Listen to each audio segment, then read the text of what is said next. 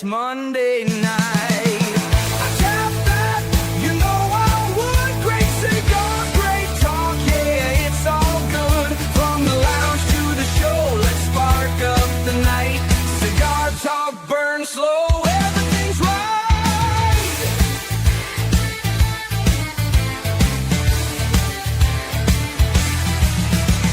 Legends and makers, they stop on by, sharing the secrets, the craft, the why. From the rollers to the blenders, they tell their tales. Pair it up with spirits, let the smoothness sail. Wrapper, binder, alright. Flavor notes hit just right. Retro hail, take it slow. Only I tap that cigar show. I tap that, you know I would. Great cigars, great talk, yeah, it's all good. From the lounge to the show, let's spark up the night. Cigar talk, burn slow, everything's right.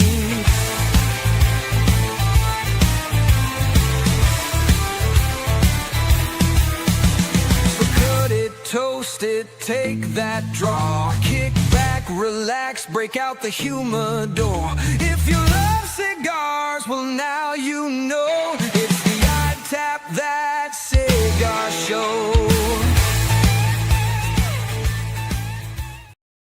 What is going on, everybody? Welcome to the I Tap That Cigar Show. Joining me, as always, Kerr Viajante, Stogie Road Cigars. We got Cigar Clown Joe from the Cigar Clowns here waiting on Ray. Ray's racing home as fast as he can. Ray. What's going on, guys? Living the dream, man. How you guys doing? It's been a minute. It has been a minute. Definitely living the dream, and I need a new cigar. I've been Ray, do you ever? I mean, you guys, you smoke? I'm sure a lot of cigars other than your own, right? That is correct. I do. I tell you, we got our new 10th anniversary cigar in. I've had it in for a little bit now, so we just started selling them. And I've been smoking a lot of them. I've smoked well over 100 so far. Just a few. I found myself like this morning going to light one up, and I'm like, I don't want to smoke one. I'm so bored of that. I'm so bored of it. It's just like the same cigar, and it's just like I just need something, and it's I just need something different. You need to change the palette a little bit, a little reset. You do. You bust my balls, Kevin. As much as I busted your balls back in the day for you smoking all your own cigars. Yes. And now look at you. Well, the problem is when you blend a cigar, you're blending it to your palate. So why grab anything else when you have something so finely tuned to yourself? Yeah. That's what you like. Let's be honest, though. But yeah. That's it, But I found I just needed more spice this morning. For our 10th, I tried to, you know how it is. I mean, you blend it for your palate, but you also, I'm like, there might be some people that like a little spicier, or maybe not, or whatever you're going after. If you guys are, producing a Connecticut or something milder, just whatever. So I just Kevin came to visit me the first time. It's the first time he came to visit me. First time, and we were doing a show together, and we're sitting there, and he's off to my left, and I'm sitting there, and I used to have this old cabinet, and my cigars used to have a cedar sleeve on it. And I take the cedar sleeve off, and I put it up on the shelf. And Kevin's talking to me, and he's just like, Kerr, so I went, holy shit! How much cigars? He just started riding. His eye caught all those cedar sleeves, and he started riding my ass on how many cigars I smoked. You know how much money you smoked up there, Kerr? I know. I mean, I'm at the point now to where I should probably raise the price of the cigars up a quarter, just for the amount. I mean, not a quarter, but like 25 cents a piece, just for the amount that. Yeah, I don't want to say 25%. Of the total price, but yeah. So I understand that. See, that's the beauty of having a partnership, is we have to pay for our cigars. So you can smoke as many as you want, but you're paying wholesale price. So it is what it is. So it's that wacky in your head, right? Like, I would smoke a cigar anyway, and instead of paying $10, now I'm paying it, and then you almost become very delusional. Yeah. Yeah. Even Saka, Steve Saka pays for his own cigars. Cindy keeps track of what he smokes. Unless he's at the factory, then he's allowed to smoke, as much as he wants, no charge. So, yeah, I remember the first time I had to ask Cindy that. I'm like, does he really pay for his own cigars? Yeah. Writes a check out of his, our personal bank account, and then, who you got behind you? Is that a dog? What was the, that could be, yeah, it could be my dog. It could be my dog. I have a crazy Belgian Malinois. And crazy Joe DeBola. Look who showed up. What's up? Look who showed up. New York traffic is a bitch, bro, on a Monday. I'm just saying. I'm just saying he got changed. I'm just saying that he didn't go to work like that. He put on his outfit. All I did differently in the attire that I am wearing currently is I put the hoodie on. That is it. Mm-hmm. You know what? I'm going to prove you. Hold on, Kevin. I apologize, guys. Yeah, we got to straighten things out. I still got my work boots on and my jeans, guy. So you know what? Kick rocks, bro. I thought he worked for the Knicks, so that was Let's go Knicks. By the way, their success.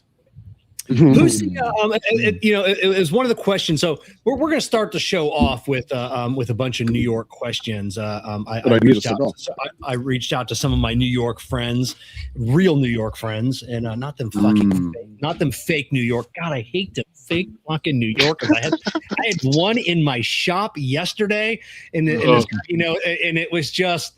You can tell like the flat hat, but it was on sideways a little bit, and he's got like the swagger, and it's just just like fuck yeah, I just wanted to punch him, And one of these guys driving a Land Rover with this girl, and then he couldn't afford a tire.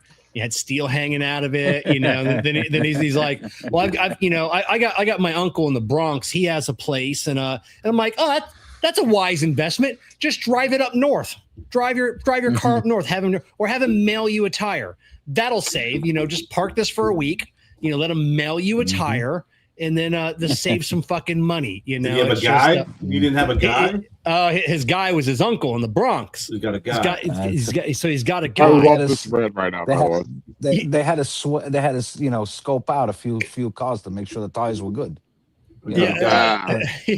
Me and Chris Monaco. You guys know Chris Monaco? Yeah. So from Amendola Cigars used to be Amendola Cigars, but yeah, Chris is from. Chris. Yeah, Chris. Whenever we get together, we always turn into a fucking rant about these fake New Yorkers, and I got a guy. If I hear that one more fucking time, I got a guy. Let's just say, Kevin, like one of those tires fall off a truck. What would it cost me then? I don't know. I'm sure it happens, and it happens. But it's these punks that I've never been to the Bronx. I don't know. But I have a feeling like if you drop this kid in the Bronx, he'd be stabbed in the neck in like 30 fucking minutes. Like he'd call his uncle crying. You need to come get me. So I don't. That happens to guys that talk a lot. That's it. Sports. Which New York sports team fan talks the most trash? Ooh, that's a good one. That is a good one. Overall, it's probably Islanders. I think Yankee fans talk the most shit. Yeah. So? Yeah, I mean, it's kind of as the newer generations come in. Yeah, now when the newer generations come in, I always felt growing up it was the Yankees. I mean, I am a Yankee fan. I feel like we talk the most shit when it comes to any team. Doesn't matter, rivalry, Boston, the crosstown rival, the Mets. Yeah, I don't. When the Mets got nothing winning, to say because they're the worst team in basketball. Yeah, but it's a good question because it could go in so many different directions. Fuck, man. It's not a lot of people shit on Ranger fans. No, a lot of people shit on Ranger fans for talking shit, and I would say it would be a toss-up between the Rangers and the Yankees. That would be my two. And I'm a fan of both. That would be my guess. Rangers and Yankees. Ranger fans are.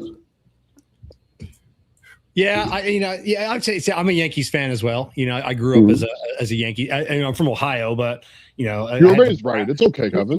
So I had the Indians, or but my cousin was always was a Yankees fan. Guardians, and so it was. So I'm like, all right. So I was a Yankees fan for my whole. I like the pinstripes. So Donnie Baseball, Don Mattingly. I don't like his new fucking uniform. Donnie Baseball, let's go. Fucking cigar Coop. I love William Cooper, but that comment, he's in some real pinstripes now. You can go fuck yourself. So that was I love you, Coop, but yeah. So I don't have enough baseball love to be offended one way or the other. Yeah. Okay. Don Mattingly was clutch back in the day. He was clutch. Triples, doubles. He was my Paul O'Neill.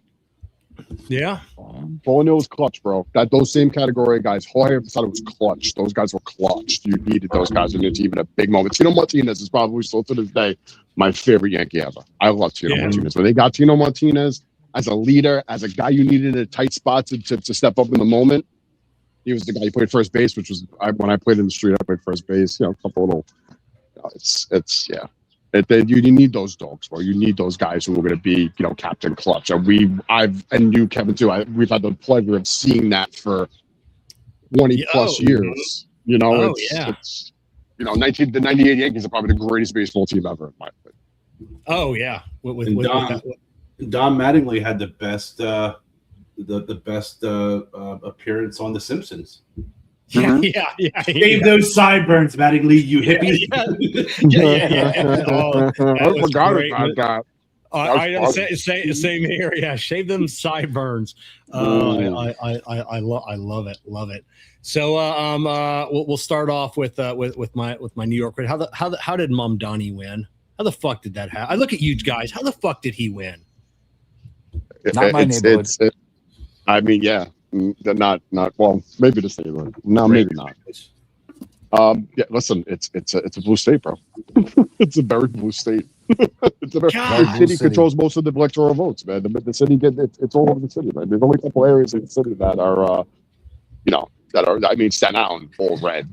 Parts of Brooklyn, Long Island, red. Like there's a lot of red, but it's just you hate to talk politics, but the guy is a politician, and he promised the kids all this shit he couldn't do.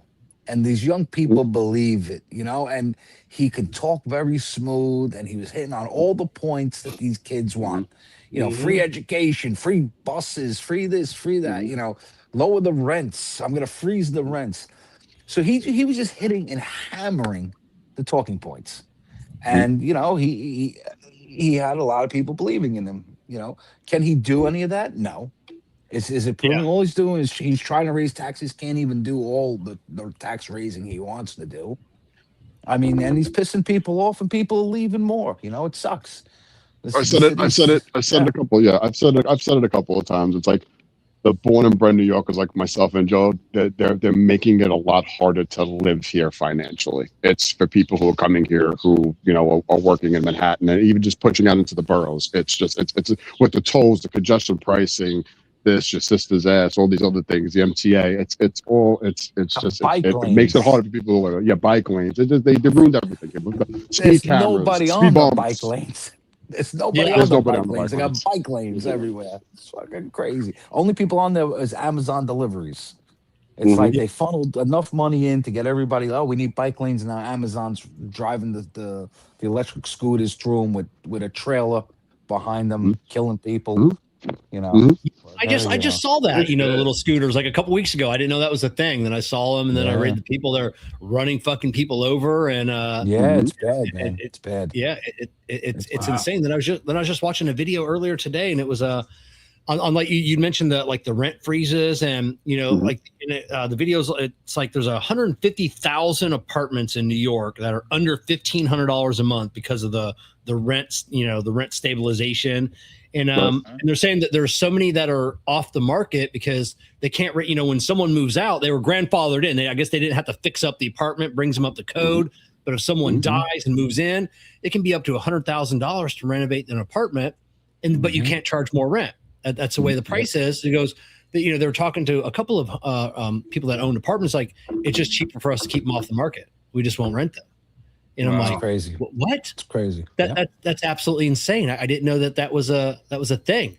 Like someone die, you can't raise the rent. So wow. Listen, and there are a lot of bad landlords out there too. So I don't want to, not everybody's, but yeah, it's crazy, man. It really is. They had these rent stabilized apartments years and years ago when New York City was crumbling, right? New York City in the 70s and 80s, it was burning down. My father in 1983 closed the store. We do cemetery monuments. He closed the store. A bullet went whizzing over his head and hit the sign. And he closed the store. He went home. He said, "I'm done. I want to leave this city." And my mother was like, "No, Frank, you got the business, this and that." And he stood. But it was bad, man. Every other building was burning down. You were able to buy a 3-story brownstone in Park Slope, for like $10,000. And the reason was nobody wanted to heat the thing. Because how much oil heat you needed to do it. It was just terrible, man. Terrible times. Coal. And then if they never transitioned to oil, it's coal. Yeah, but then the city came roaring back. Yeah, man. City came roaring back. The 90s, man, when we were growing up, late 80s, 90s, early 2000s, the New York City was the best. You couldn't beat it. We could say, honestly speaking, going through that transition from like the 70s when our parents were kind of like in their heyday, doing that thing, it fucking sucked here, dude. Crime was high. It was bad to be here. You didn't want to be in New York in the 70s, early 80s, especially when I was born in the early 80s. But like Joe said, man, in the 90s here, man, I wouldn't pick you. You could tell me I'll go anywhere in the world and it'd be the same. No, my childhood here, growing up in this city, was the best. Now you're looking for every reason to fucking leave, but obviously, it's like the moment I get out, it pulls me back in. It's the truth, because it's like your livelihood is here, right? Your family's here, right? It's kind of just, at this point to uproot and leave would be great, but we're surviving. Do what we got to do over here. Yeah, that was growing up. I was born in '77, but so when I was really growing up, teenager in the '90s, like New York was like Yo MTV Raps is where hip hop started. Everything New York, and it's like that's the coolest place to live. Is New York. What Miami like it is now. Like Miami when I was growing up, like that was a sketchy fucking place. Well, you got to understand too. We also had the club scene here before Bloomberg shut everything down. Everybody wanted to come here and party, man. There were clubs everywhere in the city. We would go out one weekend, we'd be in Jersey by the Shore. One weekend we'd be in the city. We'd be at places in Long Island or in the boroughs locally. The club scene here was probably one of the best in the world until they kind of shut down. Everybody copied the New York club scene, the mega clubs out here, and tried to bring it out to California. They tried to bring it overseas. They tried to bring it down to Florida, which a lot of these companies were successful in doing. But it all resonated. It started in Chicago. The house movement started in Chicago, but New York perfected it, in my opinion. Yeah, being a house party, being from that generation. Oh, for sure. And I think Miami's done. I think they did a pretty good job. Now they've. They've morphed more into the Latin, scene now, which they should. Yeah, that's it. They've embraced their roots, and now now it's Latin, and that's the place. That's the place to be in Florida right now, Miami, man. It's definitely hopping down there. That's why Jonathan Drew. That's why he's got his place down there, and he'll never leave Miami. He loves that place. Sure. Yeah. So, what's a misconception about New York that people get wrong all the time? A lot of things. There's a long list. I'd say people think that way. We're just we're nasty assholes, scumbags, scum of the earth type of people, and the way we present ourselves or we talk, or we don't care about other people, and we're rah rah rah, let's move and get out of my way. It's not like that at all, man. That's a big common misconception. There are plenty of people I know that I've run into that I would help in a heartbeat, or tell them, we're going to have a nice day, and how are you? How you doing? How's it going? That's the childhood. That's how we were raised. That's how we were brought up, right? Growing up in the boroughs. Maybe other people, they run into New Yorkers are just angry New Yorkers. But at the end of the day, man, it's even like during 9/11.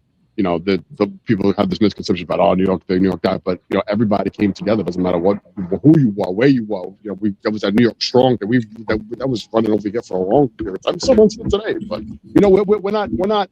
I think another common misconception too is we're not cocky. We come off as being cocky, like we know everything. We're just confident. It's just built in us from a young age, man. Joe can tell you that. We just have the confidence about us. We tell you how it is, tell you how to get there. We give you the map. We make sure that you're comfortable when you sit down and you got everything you need. That's just who we are. You know what I mean? That's just who we are. It's a little bit rough around the edges sometimes if you're not used to that type of flow, but that's just who we are. That's how we're built. I would say common misconception is New York has the best food. I don't think it has the best food anymore. I think all the best chefs left. That's me. I do hear that. You know, I you know, when I follow news blogs, and it used to be, you know, New York this, Michelin star this, and this, and it's and it's not that way anymore, you know, and a lot of them went over, you know, overseas, you know, Dubai attracted a lot of chefs, and you know, and then it's Chicago, and then it's the Midwest, you know, it'd be nothing for a Michelin star chef to open up a place in Detroit or Columbus, Ohio, or Kansas City, and you know, Dallas, Austin, Texas, you know, you know, Vegas, you know, Vegas attracted a lot of them for a while. Now Vegas is like a shithole place, you know, it's not even fun anymore, you know, but yeah, you know, it's and before I got, you know, with Jessica, I mean, I thought New Yorkers were, I mean, I didn't have like a negative, you know, impression of New Yorkers. And it was just like rough around the edges, like you said. And then, you know, getting to know her and her parents. And it's like, ooh, these people are fucking insane. You know, always fucking yelling at each other all the time, you know, and never, you know, that's what it was, you know, at the end, you know, and then you sit down for dinner, and then it's all, you know, it's all love and everything good, and you know, hanging out with Chris Monaco as well, and him and Steph, and it was just it's amazing like once you're like in with, you know, like those people, like your family.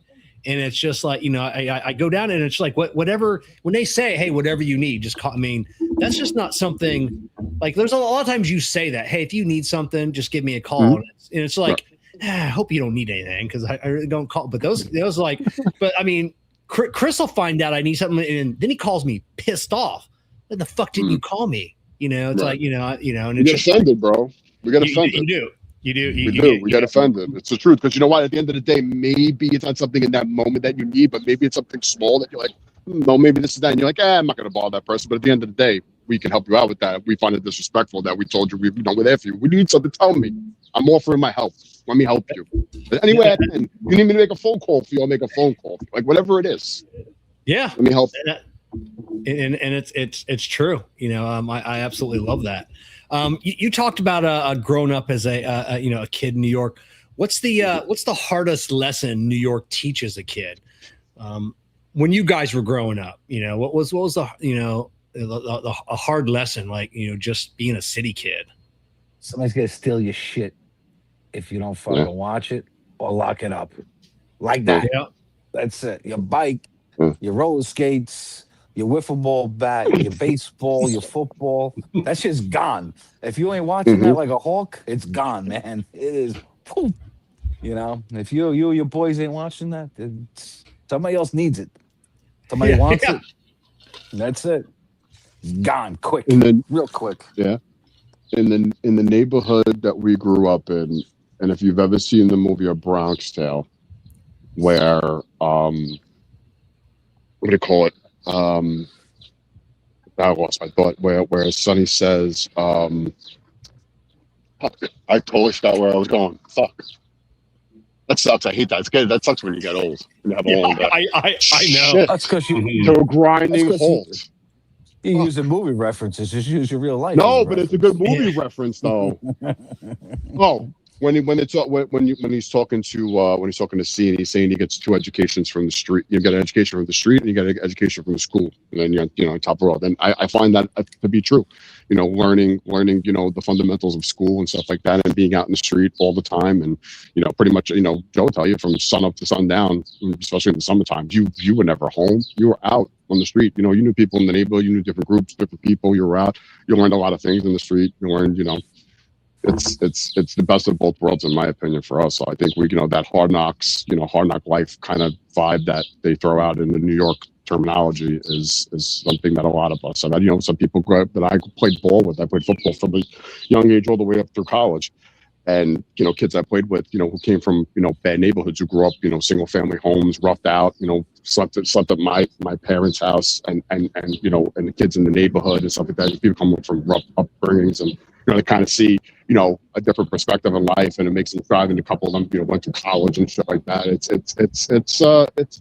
an interesting place to live, especially like we were saying in the 90s, 90s, early 2000s. It was an interesting place to grow up. A lot of diversity.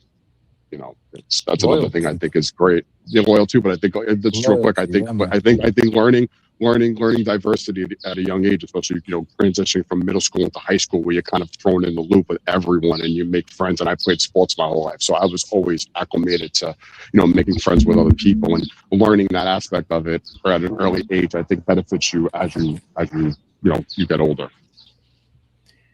Yeah, I definitely agree. I mean, I grew up, I didn't know diversity really until I become an adult. I grew up in the whitest part of Florida. I mean, you when you go in at night, I say you leave your bike on your front lawn, and you wake up in the morning, it's there, and you go to school. You go to school with like 30, 40 other kids riding their bikes, and you just lean your bike against the fence, and you go to school.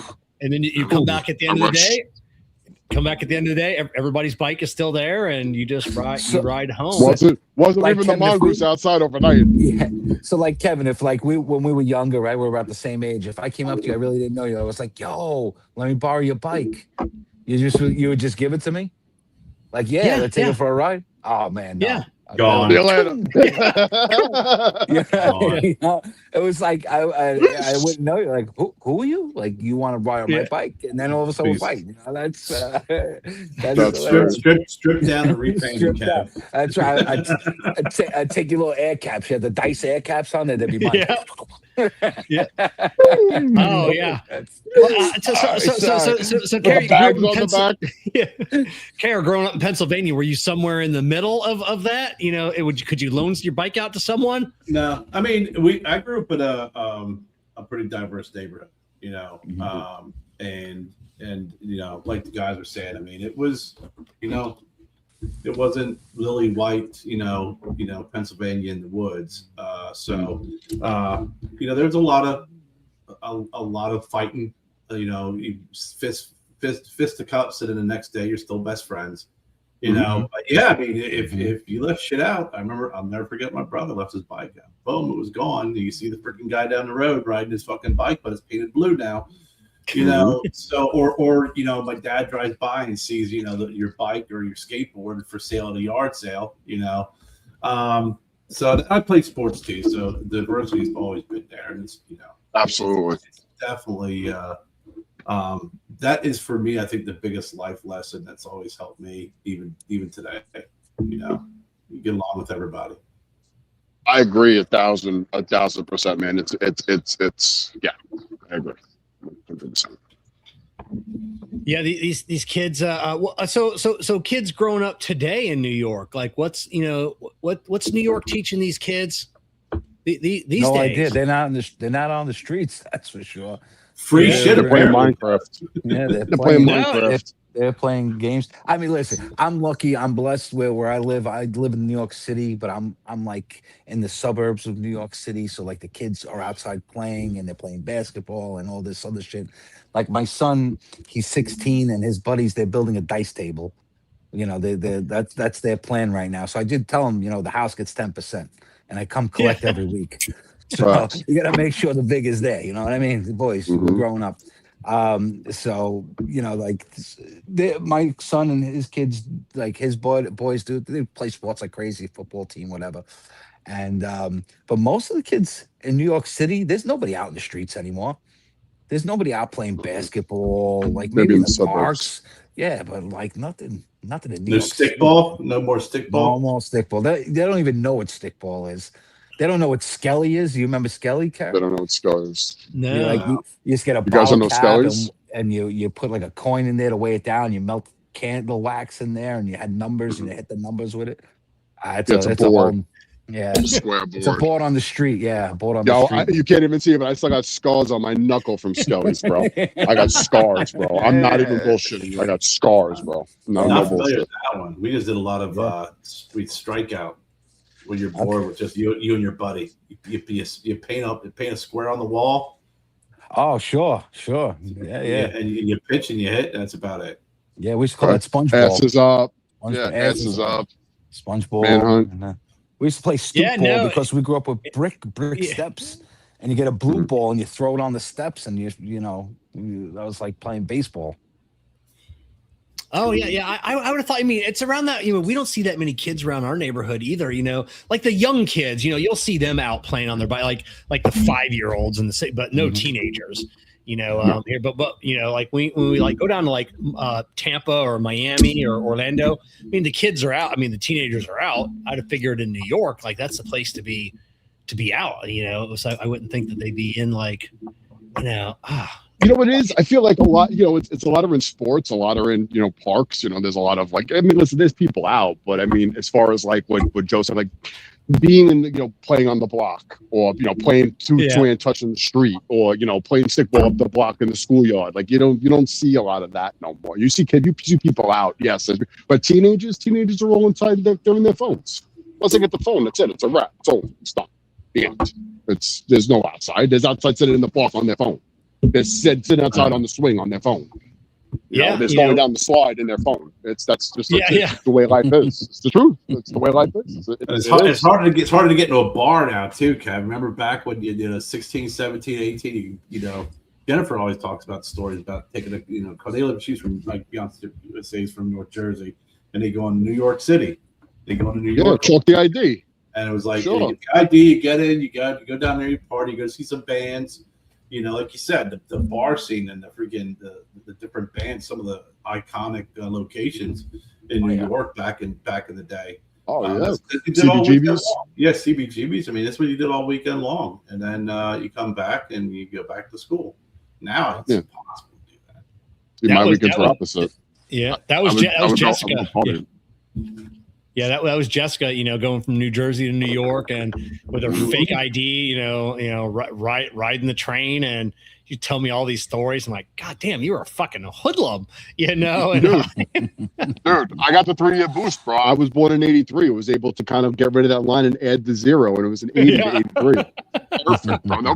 They looked at it like, all right, go ahead. See you later. Oh my God, that's great. So what's next on what's one old school New York thing that is disappearing that you wish would make a resurgence?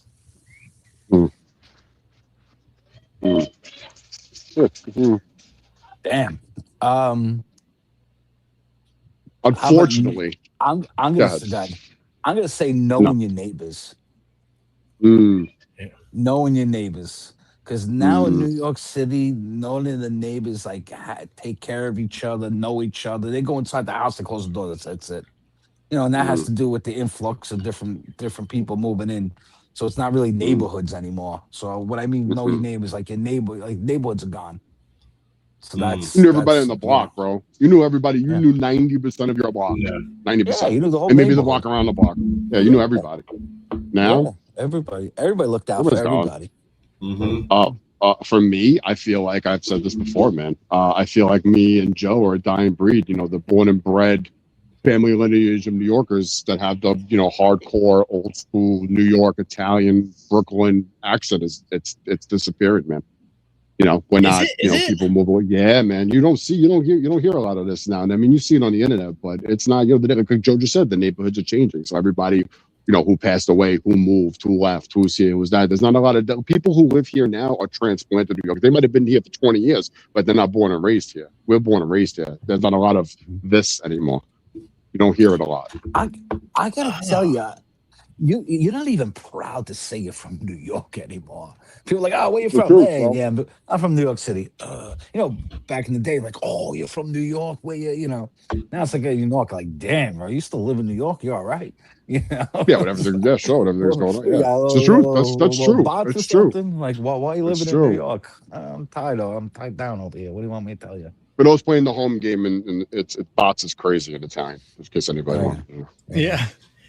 It was I growing up as a kid, I'm sure, Kerry, you're the same way. I mean, we knew everyone. Our parents knew everyone, and it was within like a mile radius. Like, it just there were so many homes that you knew you could go to, if you were in trouble or you needed something or whatever it was, you just and it's the kids definitely. My kids, like, say, you let them out on the street and it's just like they wouldn't go to the end of the driveway. Like if you just told me, hey, go walk around the block. Wait, what? How would I find my way home? But you just do a circle.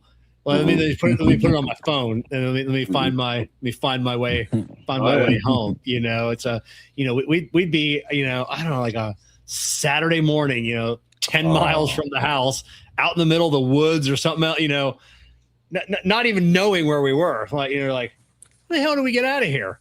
Like, I don't know. They just figure it out. As long as you didn't break something, you were all right when you got home. That's it. You didn't break an arm or fucking, or break someone else's something. Because if you ever got in trouble, they didn't have the internet back then. But by the time you got home, for some reason, mom and dad found out. You didn't know how. There wasn't texting back then. It was all freaking, rotary phone.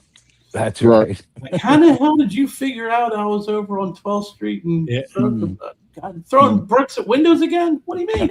News travels fast. Oh yeah, and there were a few, not dads, but there were a few moms that had the ability to beat our ass. If we fucked My up. mom was one. So it was just You don't get anymore either, and I know family did too. But certain friends in the neighborhoods, if you fucked off in your friend's parents' house, in your friend's house, their mom would whack you. That is true. Never anymore. Not anymore. Holy shit! I mean, the thing is, if you got whacked by the time you got home, you got whacked at home because Mrs. Apple told called home and said, you got beaten there. Yeah, you got to beat there, and then you got to beat when you got home. Yeah, or you ran for embarrassing. So you didn't get beat. You embarrassed me. Now you got to get a double beating. That's it. Yeah, that's it. You embarrassed me. That's what it is. Like, I raised you better than that. No, you didn't. It's not anymore, man. If you came home and be like, oh, such and such hit me, why would we go down there and we kick their ass? It's like, no, that's right. Depends on the house. Your mom and dad probably realized you deserved it. Then you got the next one up is this come from a question that Jessica and I she was who we were talking to the other day and telling a story. The first time I'm in a bodega, fucking everything up, and so hers was what's the proper New York bodega order, and what's a red flag that someone like me is a fucking tourist, in a bodega, that shouldn't be there. Let's see. For me, if you're going into a place, you get a bacon, egg, and cheese all day. That's first and foremost. Yeah. SPK all day. Yeah. Toasted. That's the order in the morning. If you're going into a proper bodega in the morning, you know what? If you wanna dabble in their coffee, I'm not a big advocate of those things. That's not for me. I'm a bougie coffee guy, so like I go to my little coffee spot to get my coffee in the morning. But definitely a bacon, egg, and cheese. If you go in there for lunch, you could do a little chopped cheese. Sometimes they got a little Philly that's pretty good. That's Bill. I don't know what a chopped cheese is. Chopped cheese is basically the New York version of a Philly cheesesteak. It's hamburger chopped up with cheese, lettuce, tomato, and I think onion. And I don't know if it's mayo ketchup. Is it mayo ketchup? I think it's mayo ketchup. It might be mayo ketchup. Yeah, it's a New York version. Some guy made it up in Harlem, and it kind of went viral, and then everybody started making it here. It's been probably hot here for about 2 years now, I would say. No, pretty good. You got a good place that makes it. It's pretty good. Longer than that? 5 years, 10 years, 15, 20? I don't know. I've only known it the past 10. That's a long time, bro. It's a long time. By the way, fuck Philly. I love Philly cheesesteaks, but fuck Philly. Go ahead. Yeah. I would say, you know, those bodegas are notorious for those like frozen hamburgers and fucking frozen chicken burgers and stuff. Man, I would not eat that shit. But you'd see people getting that, and they throw it in the microwave plastic and all. Like, oh my god, what's wrong with you? Oh my god. I remember. I tried to pay with a credit card, and then like, oh, we don't take cash. I'm like, what? You don't take credit card? Just as like, shut the fuck up, you know? Yeah, just spit your chopped cheese, Kevin. Yeah, that's it. It's not a real bodega if there's no cat. If there's no cat, it's not a real bodega. Oh, there's no cat. That's true. Yeah, no, they have bodega cats, bro. They made that. Yeah. They're making that a thing. Yeah. Yeah. Oh my god. That's how they get rid of the rats, bro. You got a cat in there. That's why they got them. The cats are big. They're not just like little house cats, bro. They're like monster half lions. These things that sit there they sit right on the counter, right next to the deli slicer. So when they're slicing the turkey, they give the cat a little bit, like a little payoff. You know? Oh my god! That's right from the sanitation department. That the cats keep away the rats. That's right. That's right. It's a circle of life, man. That's it. So I mean, that's what has New York done nothing about the rat? I mean, my whole life they've been talking about the rats in New York. Is that ever going to not be a thing? Never. Never. There's too many resources for them. They make too much money off the rats. There's too many people employed by the rats. They don't exterminate anymore. Is that what it is? They control. You know, they control the population. They're not exterminating. They ain't going there whacking these fucking things anymore. Are we talking about rats? Are we talking about rats? Rats? Or are we talking about politician rats? Yeah, we got both. We're talking about right now the animals. I mean, they tell me you gotta move. You gotta move down the block, rats. Let's go. Move down the block. And then, that's right. Yeah. you guys don't have to go home, but you can't stay right over here. You gotta go. You know, down our way. So you know what they're doing is they're taxing us to get rid of the rats. So now you have to use special. Well, first of all, you have to put your food in a regular garbage pail. That's just with no bag, like all your scrap food. We got a lot of rats. Let's put all the food in a disgusting because they want to recycle everything and create compost, which is probably a great thing, but not for everybody. It shouldn't be done on a city level, you know. But they do it, and then so you got all your food in there. Just give the rats a fucking buffet every night, you know. And then the rest of your garbage, you have to have these city-approved garbage bags that are not bags, bins that are rat proof, and people going out stealing them and selling them because they don't have no serial numbers on them. Who wants to pay $100 to the sanitation when you get them for like $20 from the guy down the street? You know, I don't know. Hey, I'm from New York. See all the shit that goes on here? You want to say you're from New York? I got a trash can. What are you talking about? I mean, come on, bro. You need trash cans down.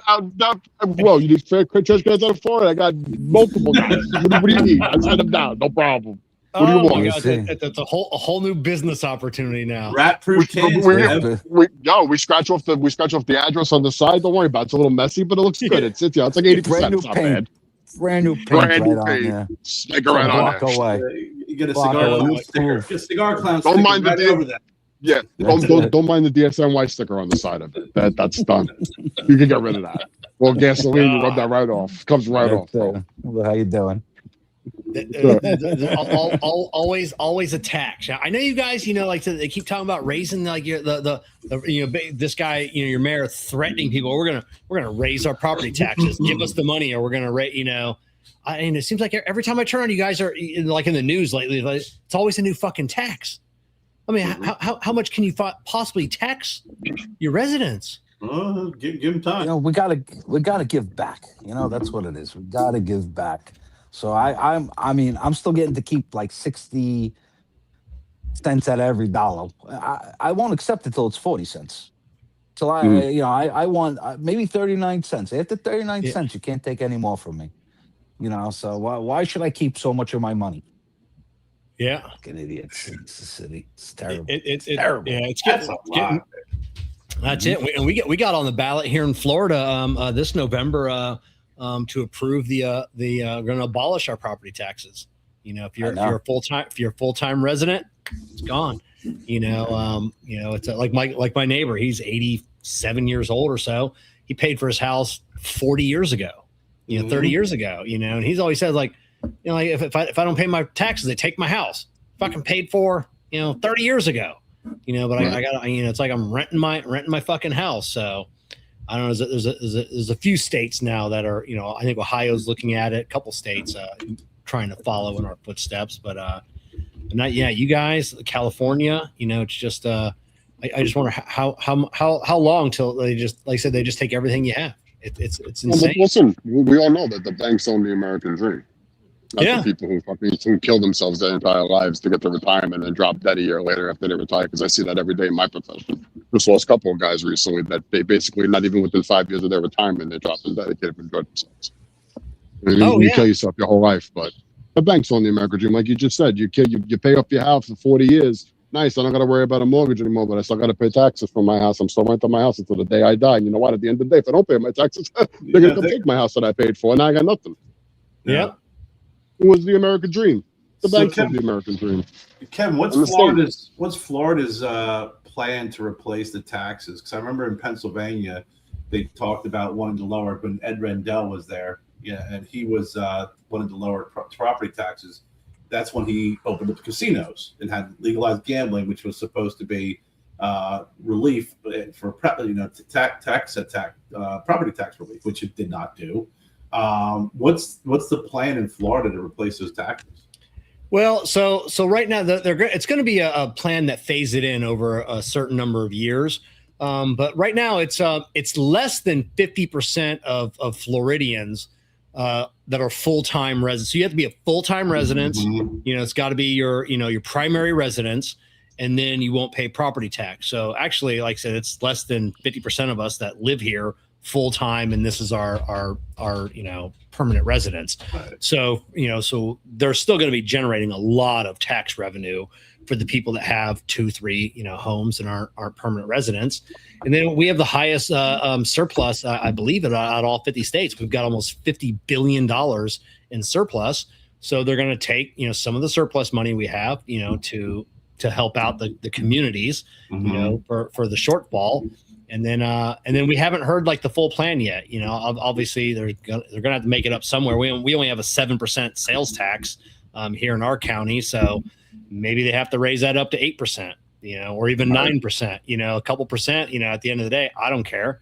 If I got to pay an extra percentage on my sales tax to get my fucking property tax taken away, it's fair across the board to do that. Even if I'm paying the same, at least I'm not paying the property tax. So my house is safe. So they'll figure it out. So they got a plan, but it's got to go in front of the voters. So I don't see us voting that one down at all. So, but there's some left-wing groups out there, just like in every state, that they're trying to rip you off and this is bad, and I don't know. Luckily, you mean the ones that leave their state bitching about how expensive it is, and they vote in the same people that fucked up the state that they just left? Yeah, that always makes a lot of sense. They always you hear some people say, and it's New Yorkers and Californians. Oh, New Yorkers, stop coming down here. And I'm like, no, I we love New Yorkers. Like I said, they come down here, especially my business mechanic, like that. They spend money. They know what shit if it's broken, just fucking fix it. Like, what am I going to fix it myself? So for the most part, and then they always say, we just had a guy in a couple weeks ago and he goes, don't let them fuck up Florida like they did New York. And he's like, you better be fucking voting red. And I'm like, look at me. Of course I'm fucking voting red, we got a lot of New Yorkers that are coming in and schooling a lot of Floridians, like you guys, you complain that you have it bad. You don't know bad. Same thing with Californians that come out here and, especially for cigars. Like, oh, you guys don't have fucking tax. What? We see them in the lounges. This is how much? Well, I'll take 2. It's like getting one free here in Florida. Yeah, so, it's the truth. It really is. Yeah, because you guys are. What's your tobacco tax now? I mean, it's 80%, 90%. It's I don't know. It's 80, 85. It's something ridiculous. Too much to talk about. That's how much it is. Yeah, I don't even know, man. It's just too much. I know if I go to Pennsylvania, my cigars are a lot cheaper. Or if their taxes. You can't order them online anymore because they now you have all the shops have to pay the New York tax. Yeah, which is crazy. Yeah. They don't get the small guys, obviously like anything else, it's you just don't, You can slip a couple past the goal. You slip a few packages. Now your cigars. Do you guys have a warehouse, or you guys don't bring them into New York? Do you? No, we bring them into Florida. We have we do have a warehouse in Orlando, and then we have a warehouse in Jersey. Okay. So we bring them to Orlando, and then when we need them, we ship them up to Jersey, and that's where we do our distribution. Okay, yeah. There's a few warehouses or a few guys I know that do New Jersey instead of New York as well. Then we love the Garden State. Yeah, we couldn't do business in New York. It was impossible to do business in New York, so we had to go to Jersey. So like the Giants and the Jets, we had to go to Jersey. Yeah, which is just, I mean, I don't know. You rant on it all day. It's sad that it's like you got to bring all your stuff into Jersey, not even New York. Just because of the stupid fucking taxes. I'm gonna be honest with you, Kevin. As a lifelong die-hard bleed blue Giants fan, I love going to East Rutherford. Yeah, I do. It's better. Get out of the city, bro. Like, listen, I'm a diehard true blue Yankee fan too, man. And I hate going up to the Bronx, bro. It sucks to go up there to go see a game. You're driving to Jersey, yeah, you got to pay the tolls. Okay, fine, but I'm getting there at 8:00 in the morning for a 1:00 game, and I'm tailgating for 5 hours before the game. It's nice, it's beautiful. It's the swirling winds of the Meadowlands. It's I've been going there my whole life. So it's like people ask you, oh, right, you're born and raised in Brooklyn. The Nets moved to Brooklyn. You're not a Nets fan? I was like, bro. I grew up my whole life as a Knicks fan. I root for New York. I don't care who comes here. You could move the Golden State Warriors to Brooklyn, and I wouldn't be a freaking Nets fan. You could move the '96 Bulls to Brooklyn, and I wouldn't be a Nets fan or a Bulls fan. I'm a Knicks fan. That's it. End of story. Oh my God, that's great. But yeah, I love New Jersey. I said I've only been to New York once. Go see Statue of Liberty. About as far as I made it into New York. I do want to go to New York one day. Jessica and I said next time we're up to Jersey, visiting her family. Which leads me to my next question. I said, if we got a day in New York, I asked her what would we do? We got a day in New York. Where would you take me? And she's got her list. What is your guys' list? I got 24 hours, not even 24 hours. I show up in New York at 8:00 in the morning. I'm gonna leave at 9, 10 o'clock at night. You're my tour guide, each one of you. What do we do? Well, depends on what you want.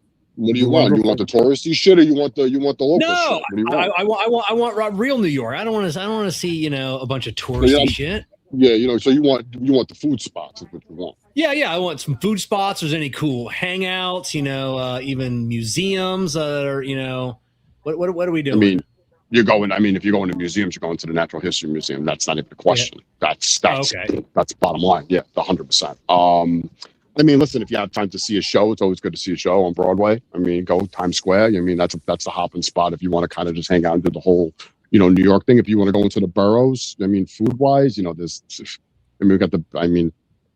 best pizza in the world, in my opinion. You got a lot of good Italian places to go to. You could any type of cuisine that you can think of as far as, ethnicity is available in pretty much any borough. So it's hop into Manhattan, do a couple little things, and then kind of scurry into the boroughs, into Queens or in Brooklyn. It's we got beautiful, parks here. If you're into hiking and doing that whole thing, there's a couple places to go. We got a lot of good sports here, obviously. Go catch a Knick game if you got, a decent amount of money.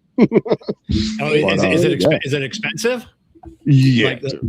Is it? Mm-hmm. Upstairs for the Eastern Conference Finals, you're not paying less than $500-$600 to set up in the nosebleeds. Yeah, easily, 100%. It's more fortunate to go see the Knicks. Yeah. Listen, the Knicks could be the worst team in basketball, and that fucking arena will still be fucking packed out every night. Man, Joe, where are you taking me, Joe? So I'm gonna give you the real New York experience, right? The first thing we're gonna do is we're gonna get you a proper bagel. We're gonna go get a nice bagel, whichever bagel you want. We're gonna get a nice one. Then we're gonna jump on the train. and we're gonna we're gonna pray that we make it to the next destination. We'll go to Manhattan. We're gonna go to Manhattan. We're gonna go through Central Park, right? It's gonna be like, oh, we're gonna make it out of there. Yeah, let's see. We're gonna go to Central Park, then we're gonna go to Times Square, see all the wackos there. After we see the wackos there, I'm gonna bring you. I'm gonna bring you like for late lunch in a nice Italian place, family-run joint like in Bensonhurst, Brooklyn. Something that's been there from like the 50s.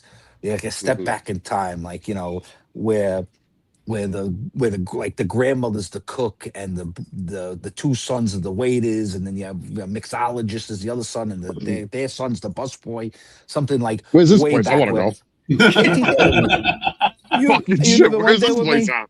You never went there Where? with me? Over there? On That 76th place. Street and 18th. Yeah. Anyway, With the guy. so With the guy.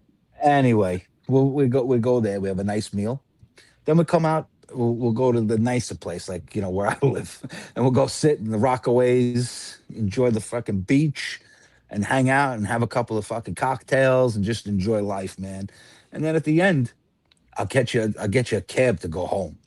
Like, but not like an Uber. No, you don't want an Uber. We want like a real fucking cab. The guy shows up. Okay. Yeah, one of those. And then you tell him where you're going. He'll speak a wink of fucking English, and you fucking just hold on as you're weaving in and out.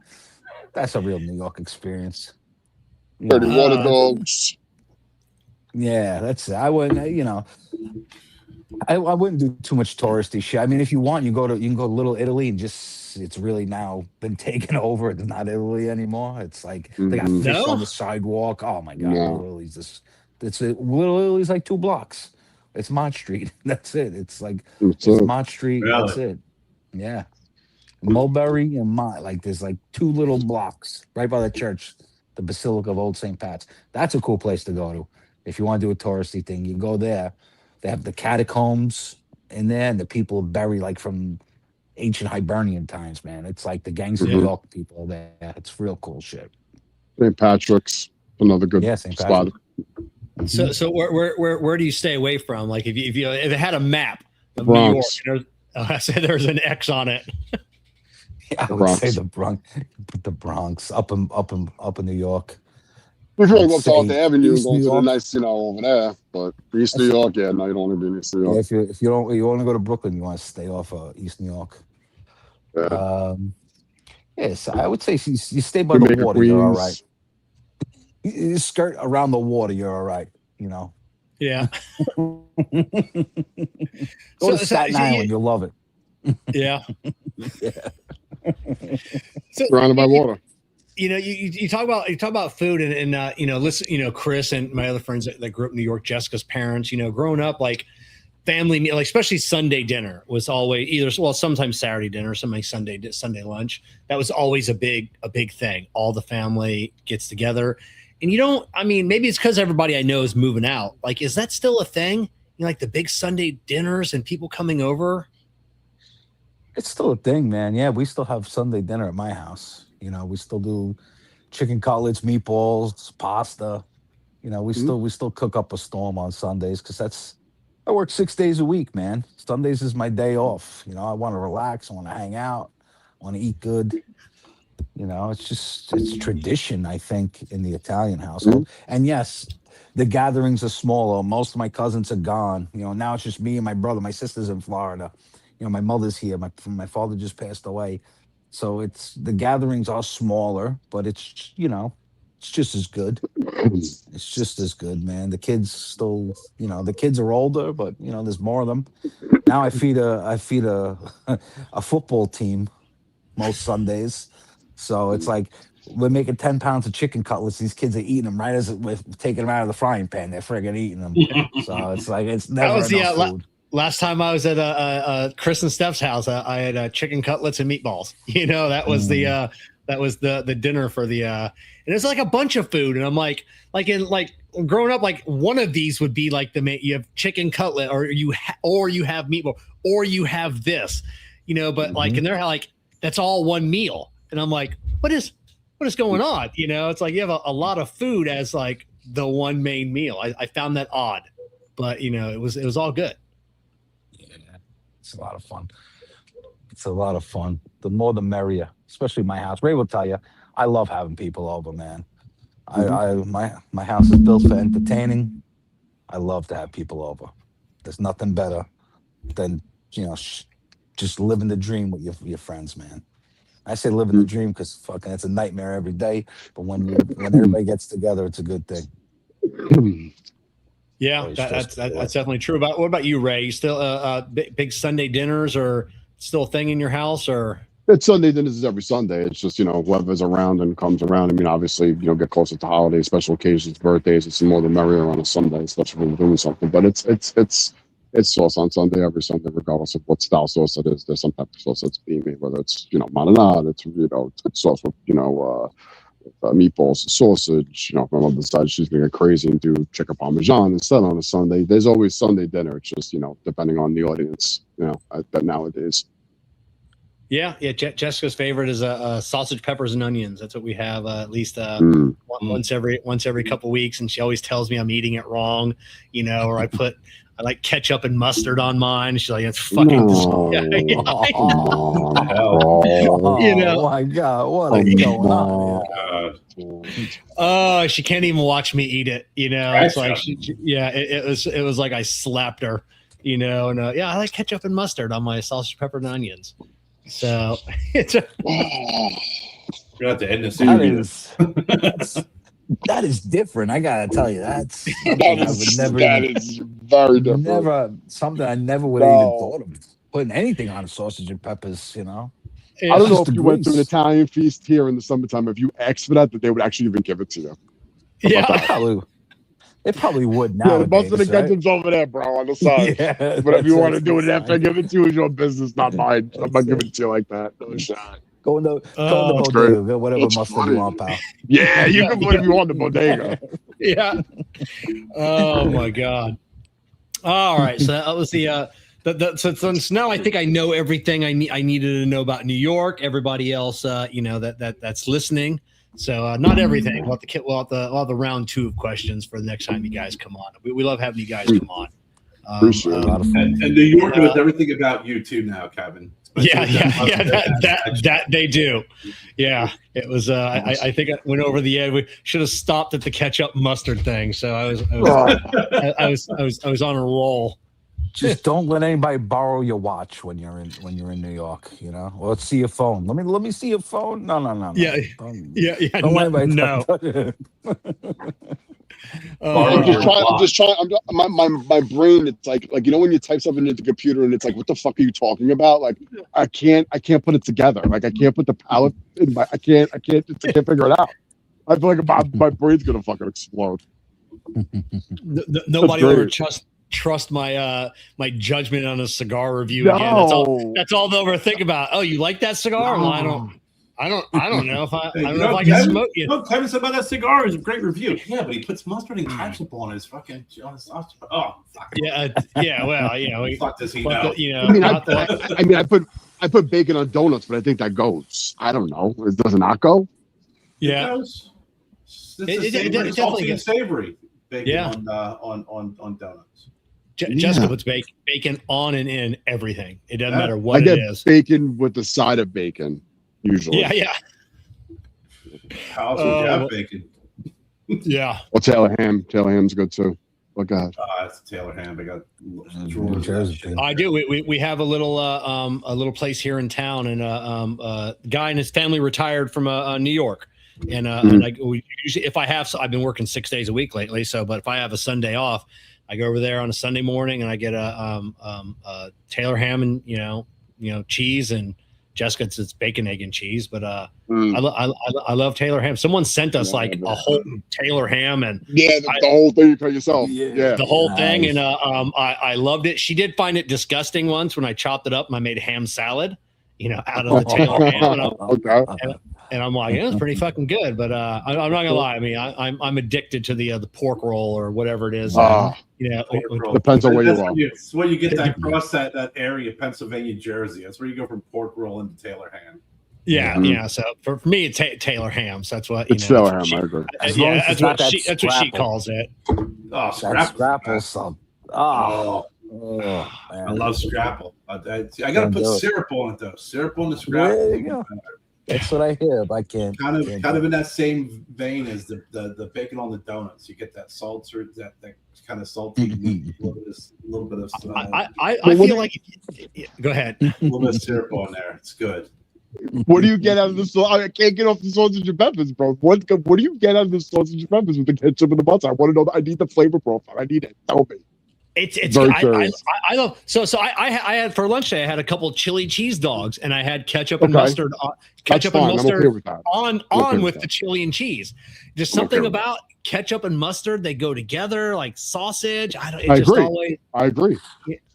Right, you're not gonna try it, are you? Are you gonna try it? You know what? I might have to, bro. I gotta know what this is about. I really do. I will send it to Kevin if I do it. I might have to do it.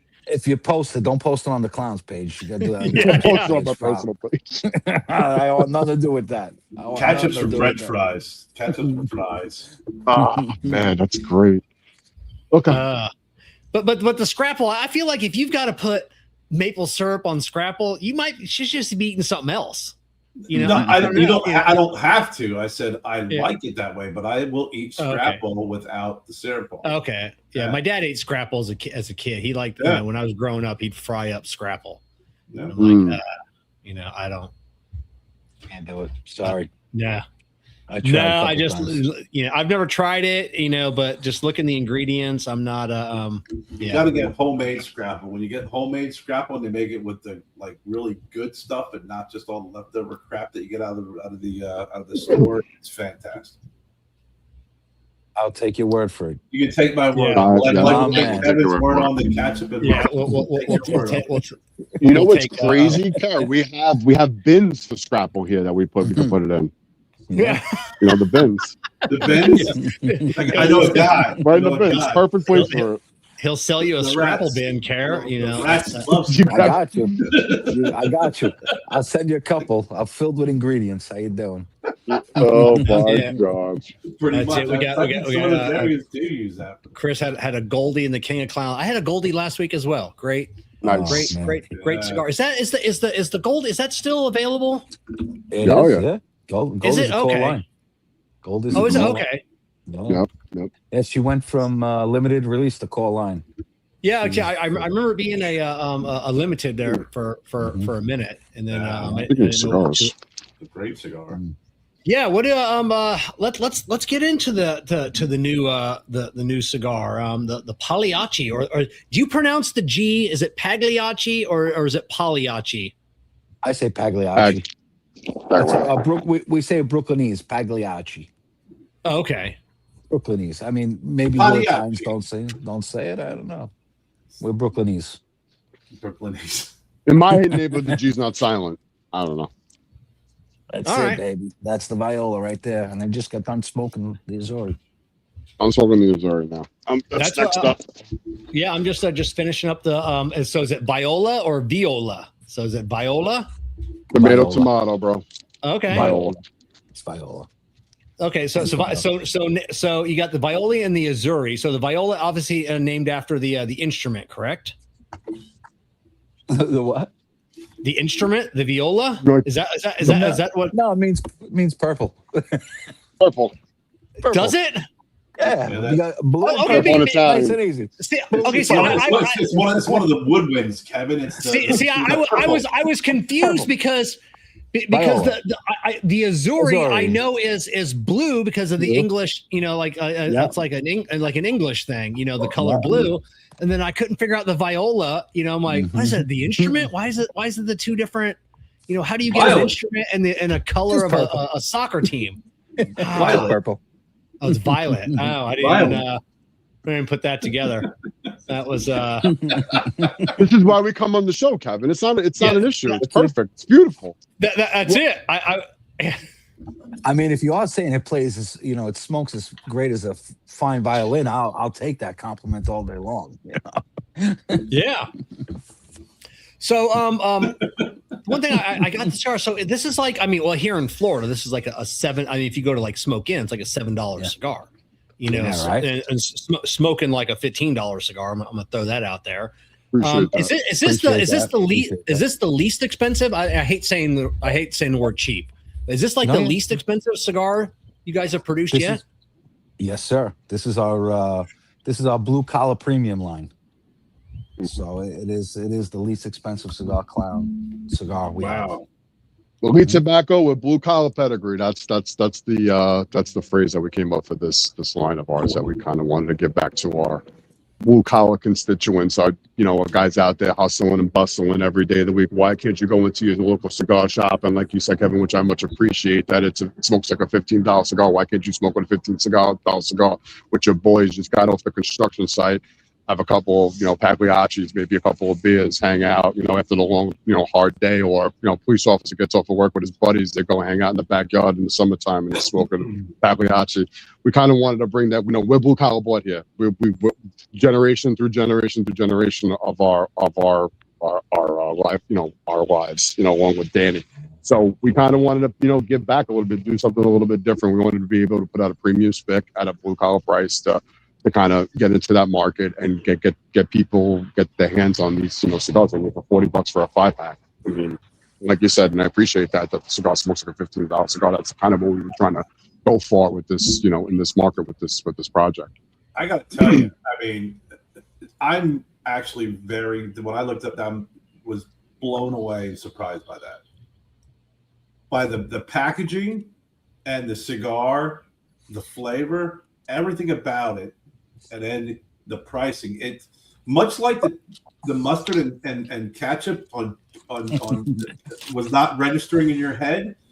This and $35 to $40 for a pack was not registering in my head. Like Kevin said, it smokes like a $15 cigar. It was. I thought I was seeing something completely inaccurate when I looked up. And hearing it from you guys, it's more confusing for me than man. We appreciate that.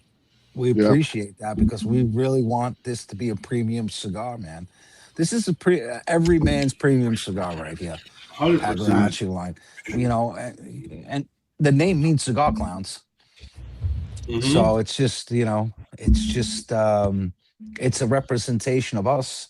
It's Italian for cigar clowns. We worked really hard for a while, not only to get the blend, but to get the price where we want it to be. It started off, we want to make a sub $10 stick. As the boutique market, it's very tough to crack to get cigars to market under $12, right? That's crazy. It is. Everyone here. We all make cigars. We know how much cigars cost. It's tough when you're, when you're not ordering 100,000 cigars. When you're ordering 100,000 cigars, it's actually easy to get a sub $10 stick. When you're getting a price. But when you're not, it's. I don't order more than a few thousand at a time. So it's tough to get that price point down, and then still have a beautiful box, a beautiful band. I had the Azuri the other day, and just and it was I think it was the first one I smoked, and I told Jess, I'm showing her like the band. I don't think you can't show up on camera too well, but it's a beautiful band. A beautiful shade of blue that nobody uses. Yeah. For the longest time, like a really long time. We're only talking like in the last year or two, has it been acceptable to use blue on a cigar band? Like that was like the the unwritten rule in the cigar. It's a little too feminine, especially like and that was even like a bright blue. Then you go into a baby blue or a powder blue. Like no, people aren't going to smoke that. So there's only been, I could probably count on one hand, including you guys, that have used this color blue, and I love it, and I started smoking it, and then because Jessica works for Smoke Inn, does it, she knows about the cigars, she was promoting the cigars, she knows the price point, and she loved it. I think we both like the Viola a little bit more. I think it's a little spicier. Than the Azuri, but both fantastic cigars. So, so why? I mean, is it one of these things? Because usually when you release like your first sub $10 cigar, you know, people come out with one, and then you guys came out with two, and in different Vitola, you know, one round, one square. You know, what was the thought of releasing? Hey, let's do two cigars. They should be both square. I hope. Are they both? Are they get a bad one? Are they both square? I thought one. Oh, they are both square. What was I smoking? I thought I was. Oh, good. Thank God, Joe. Thank God you get the round one. That's the one that explodes. Thank God you get that one. I'm gonna have to look at that picture. I thought the one I smoked it. I thought it was. I thought the one I smoked was round. Oh, it is round. It's round. It's round like that viola instrument. Yeah. oh no! I have that in my. Oh, it was a different cigar. I'm thinking of. I was smoking a round one right before that one. I haven't. The miscommune. It's all good. I haven't posted that picture yet. So that's good. So we got both box press. Now these originally started off as an OGT like release, right? Just for Oak Glen Tobacconist. We actually tested the blends with Oak Glen Tobacconist because we weren't sure which one we wanted to bring to market first. So we had the Azori, we had the Viola. We couldn't make a decision what we wanted to bring to the market first. So we're like, we need to test it out with a larger group, get some feedback. And Ray, you can tell the story, man. Yeah, man. It's you know, we sent it out to the society. Not the first time that we've done this with the society. It's actually, you know, it's actually great that Eric, you know, gets part in this and kind of gets excited when we do things like this. So yeah, red and blue bands for both of the runs. You know, we didn't have we knew all the details of what we were doing, you know, as far as the branding was concerned. But you know, obviously just putting out, you know, bands just to differentiate between the both, even though you can see both wrappers are both a different color. Sent it out. We sent the card that had a QR code, and we wanted everybody who smoked it or got in the society to vote. So all the people in the society, you know, hundreds and hundreds of people plus that are in the society voted. We got the tally. We set a deadline. We looked at the tally. Joe goes, "How's the tally?" So the tally's good. Well, Jay, we got a lot of votes. I'm like, yeah, we got a lot of votes. What's the percentage? I said it's 51-49. I go, well, that doesn't help because that's kind of where we are, 51-49, 50-50, 51-49. You know, that's kind of where we were at. So you know what? We said, fuck it. The ones are great. We can put them out. Want to put them out. So we already had an idea of the name and the direction that we were going in. Then we started to kind of deep dive into the, you know, the color concepts and how we were going to go with that and how we were going to present it and all that other stuff. So yeah, both blends we thought were too good to release it, you know, one time. We like to do things differently. So we came out with, you know, 2 5-packs at that price point to see, you know, the market takes it. And I think it's doing pretty well so far. Yeah, it's not a bad problem to have. You guys were saying the bands before, but if you look at the bands, they're not really showing up too well on the cameras. But you'll see these lines. They have these vertical lines in them, you know, have these vertical lines on them, and that's what it's all about right there. It's about that New York. It's like it looks like the shutters of a New York. Okay. Like, you got to really look at it. It's a little hidden Easter egg for people. Little hidden Easter egg, just a little touch, like little New York, like having a shutter with a little graffiti on there, and those little slats, like that's real old school New York right there. That's cool. I mean, yeah. I'll have to put my glasses on later, so I'm getting fucking old. Wait, hold on, Kev. Yeah. That's it. I think mine are over there somewhere. You know. So did you like did you start off wanting to do, you know, or how many blends did you guys have, and you guys whittled it down to the 2, you know, for the voting? I think we started in a couple of different directions. But you know, as the process goes, you change direction. This really started off as a 6x60 project. Mm-hmm. And 6x60 for the New York market. You know, that's where we really started. And then, then you start getting the blends. You do different vitolas to get the different flavors, and man, that box press just hit. And it's just like this is where we're going, man. We're going. This is where we're going, and it's I'm gonna say it's the same tobacco, right? We have a San Andreas wrapper on both of the cigars. One's a Claro, one's an Oscuro, but they're both San Andreas. We have the same binder on both the cigars, and then the filler, we have the same filler, just a little bit different ratios on them. So it's the same tobaccos make such a different cigar. It's just fucking awesome, man. That's great.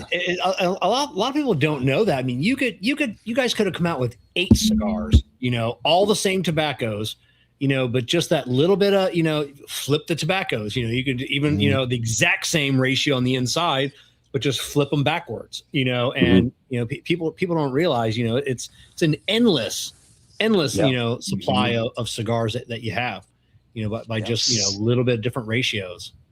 Besides the price point, this cigar is perfect for anybody who's a cigar nerd, anybody who's getting new into boutiques and is interested in boutique blends. It's somebody who's an everyday smoker who's looking to have an everyday smoke, because you can smoke these cigars anytime a day, in my opinion. And I like to pair it with coffee, especially espresso, especially just espresso, nothing else. Weighing up that hard, bitterness with this cigar is phenomenal. So, people who will, showcasing a brand, showcasing a San Andreas wrapper in 2 different, showcases of the actual wrapper, but they're almost the same one. It's kind of showing, our, artistic kind of touch on something, right? Kind of giving the customer something to be like, wow, this is the same cigar it was the same blend, but it's 2 different. Wow, like I can't believe the difference in this. It's kind of showcasing your palate and showing your palate the difference between both cigars, right? It's kind of giving you that growing experience, even if you're a young, into the game, getting into the boutiques, or if you're, that nerd is like, wow, like I love the blend, like I love the characteristic of this, or somebody who likes to break down, flavor profiling something. I think it kind of fits every category for somebody to go into the store and say, you know what, I need to try that shit. Yeah, I mean, I've been smoking cigars for a while. I've done tons of reviews. I never would have guessed that these were anywhere near the same cigar. And I mean, and that's just, I mean, when you said that, I'm like, really? It's like, I mean, I get like I'm smoking 2 completely different cigars. I didn't get that like there had anything in common at all, so it's, I don't know, that's kind of cool. I like the, even, I mean, as far as I've taken in this journey, I find it cool that even I learn new stuff, or I'm shocked about something. It's or like, true. What? That helps us keep the cost down on the project too. It really, it helps us get it to our consumers' hands, or anybody looking for, you don't have to just get, I'm not going to say a cheap cigar. You can get a premium cigar at $8 from us. It's like, we can't believe it, but we did it, man. We brought it to market. It's there's a lot of great cigars out there. There are a lot of great cigars at $10 that are better than $20 cigars. There's a lot of $12 sticks that are better than $30 sticks, Agreed. An $8 stick that's smoking in the $15 to $20 range, it's a great thing, man. It is. I mean, Karen, I mean, we've said it 100 times, and when you're smoking a $20 cigar, like your expectations are a lot higher. When you're smoking a $20 cigar, like you're going into it, like, like this, it could be a fantastic cigar, but at the end of the day, or at the end of the cigar, you're like, I've said, and Jessica, she says I get too much in my head all the time about that. I always think, even when we were doing reviews, I'm like, I don't know if this was worth $20. And then she's like, well, did you like the cigar? I go, yeah, it was a great cigar. Like, well, who cares about the price point? And I'm like, I don't know. I have to justify that in my head. Something. I'm like, was this, because I'm like, I know, because there's $10 cigars out there, $12 that I like just as much, and I love when I smoke a $7 or $8 cigar, because I know I go into it, I'm like, it's $7, $8 cigar. I'll just, hang out at the lounge here. I'll, do some work. And then like on this one, I found myself going, I'm like, hey, you got to try this cigar. Like, this is, Appreciate And it. I appreciate this is that. fucking punching a bunch above its weight. You know, so that's what I love. You know, so I mean, when a $20 cigar, you're always thinking, is it worth $20? You know, then you smoke a $7 cigar and you're thinking, well, how the hell is this thing only $7? You know, and then I get wrapped in my head on that whole fucking thing. You know, because I know what it takes. And you've got beautiful bands, beautiful boxes, and you know, and it's just like, well, how the hell are they doing this for $7? Like, these guys aren't making any money, you know. And then I almost get mad, you know. It's like, they should put it at $10, you know. So, but yeah. So either way, I'm getting wrapped up in my own head about it. Listen, everything we do now, you know, we've tried everything, man. We've tried different boxes, we've tried different bands, making them different places, and this and that. Yeah, we're finally growing up as a company, right? So we took a lot of lessons that we learned over time, and we're finally stringing things together, man. And we're kind of breaking out of the boutique. We're like the small business now, you know. So you know, and it's like a journey. So you know, it's a lot of lessons that we learned. You know, we're doing this a long time. You know, yeah, we were known for our limited drops, and we're still gonna do limited drops because we love that. You know, that's what we love to do. But you know, we're growing up. Man. We just acquired another brand, and you know, we're bringing we're bringing that to the next level too. So it's crazy. It is. I remember when Abe brought you guys on. I forget what the first cigar you guys did with Abe. What was that? It was it Goldie Grace or Rodeo Clown? I think it was King of Clowns and Rodeo Clown. I think King of Clowns. But I remember, you know, Jessica's working on, you know, some of the artwork and stuff for that, you know, and I remember I'm like I told her, I said, and don't take it the wrong way, but I'm like, these guys are like a legit cigar company now. You know, I mean, you guys have always been legit because you always sold out of everything that you made, you know, and it's like, these guys are like, you know, they're like fucking legit. You know, you guys have, you know, I don't, you know, I'm trying to think of like, there aren't two, you guys may be the only one that had, for the longest time, you only did limiteds, you know, and that's just what you were known for. And then now, like, you're in brick and mortars and you can go online to like smoke in and buy your cigars. And, you know, it's just like, it's nuts. It is crazy, man. We're very blessed.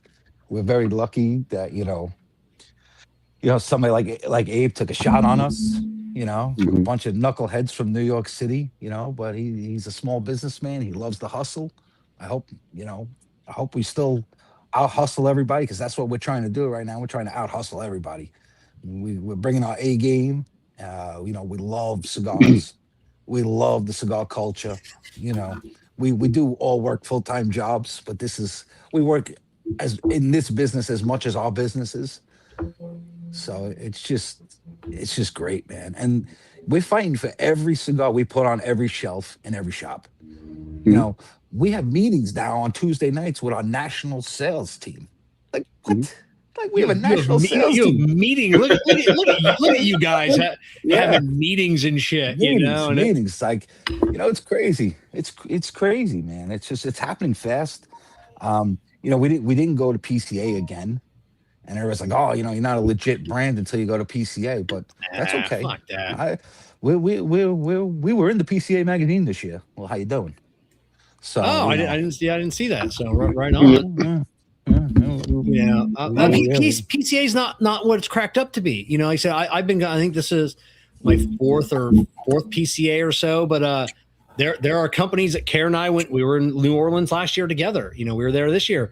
There were cigar companies that we saw in New Orleans last year. Guess what? They weren't there this year. And if I went and looked them up, I bet a couple of those companies wouldn't be in business anymore. You know, and it's so I mean, so that's not a measurement that, you know, anybody should use. And if they're using that, you know, you're not legit until you've been to PCA. Fuck that. You know, I agree. That's a huge expense, you know, for what return on your investment. You know, eventually, eventually you'll get there, and then you'll get to go there and you get to tell your story, and hopefully the business will expand. But like I said, so many people show up, and then they can't produce. That there are companies that go out there and then they get these orders for 10, 20,000 cigars, and then you hear them and it's just like they never show up. That's what we love right now, because all these shops made all these great PCA orders and they're not getting deliveries. The big shops are getting the deliveries, but I'm talking about the shops that need a little love. Those that's where we live. You know what I mean? Like, so we got cigars in stock. Let's go. We're here. I'm gonna be at your shop. Ray's gonna be at your shop. Dane's gonna be at your shop. My salesman's gonna be at your shop. We're showing up every 2 weeks. We want to be a part of your culture. We want to be a part of the people sitting in the lounge. We love lounges. I love doing this too, don't get me wrong. But I wish I could be in a cigar lounge all day. Like that. There's nothing better than the guys that are sitting there working, smoking a cigar on their laptops. I'm like, damn, I wish I could do that all day. Yeah. I can't. I wish I could, but I can't. Yeah, I mean, it's and you're talking about Abe taking a chance on you guys, and that doesn't happen. Like Abe, I mean, I love Abe. Like I said, he's one of my best friends. Jessica works for him. He doesn't take a lot of chances. I mean, like very, very few. I mean, this year PCA he brought in, I think 4 brands. Last year he brought in 2. There are years that he doesn't bring in any. So especially, I mean, to bring you guys in, not not even be able to meet them at PCA, so that says a lot. I mean, it's definitely a testament to you guys, when that's how I look at it. Like when someone like Abe, it's like, how the fuck did these guys get hooked up? Like how did Abe meet you guys? I mean, I think Abe has been with us a long time, man. We were like one of the first original Facebook groups. So like going back in the day, and Abe's always been a part of our group. Okay. He's always been a part of our group. And I guess he known us. He's seen what we're doing. He knows that we're not full of shit. Excuse my language. There's plenty of people in this industry full of shit. We're true, we're honest. I'm not going to tell you I can do something if I can't do it, and that's it. And I'm proud to say, man, we're not just on his website. We're in now 3 stores. So it's like, let's go. You know what I mean? So like, to me, that's an honor. It's a. And I think to follow up what Joe was saying, and this is kind of circling back around to what we were talking about earlier, right? It's not the cockiness of being a New Yorker, it's the confidence, right? I feel, and it's a New York terminology that I've heard for a very long time, real recognizes real. And I think Abe sees that we put in the work. Abe gave us advice to do certain things and go in certain directions, and we followed that advice to a T. Right, Joe? Anything he took us under his wing for the most part, man. He took like you said, he took a chance on a small brand. We're one of the only small, if the only small brand that he carries at the moment. And for us to have that privilege and that honor and to be humbled by that is an understatement, man. It's huge. I think like Joe said, from the early onset through our journey from when we started until now, he saw that we put in the work. He saw what we're about. He saw what we bring to the table. He knows we're no bullshit. He knows that we're good to work with. Joe and Abe talk all the time. You know what I mean? So it's like, I think I bother him sometimes, but that's okay. It is what it is. I'll text him when he's on vacation. He's like, Joe, call Marissa. I'm like, all right, I'll call Marissa. So someone wants to know where they can find the Cigar Clowns in the Dallas-Fort Worth area.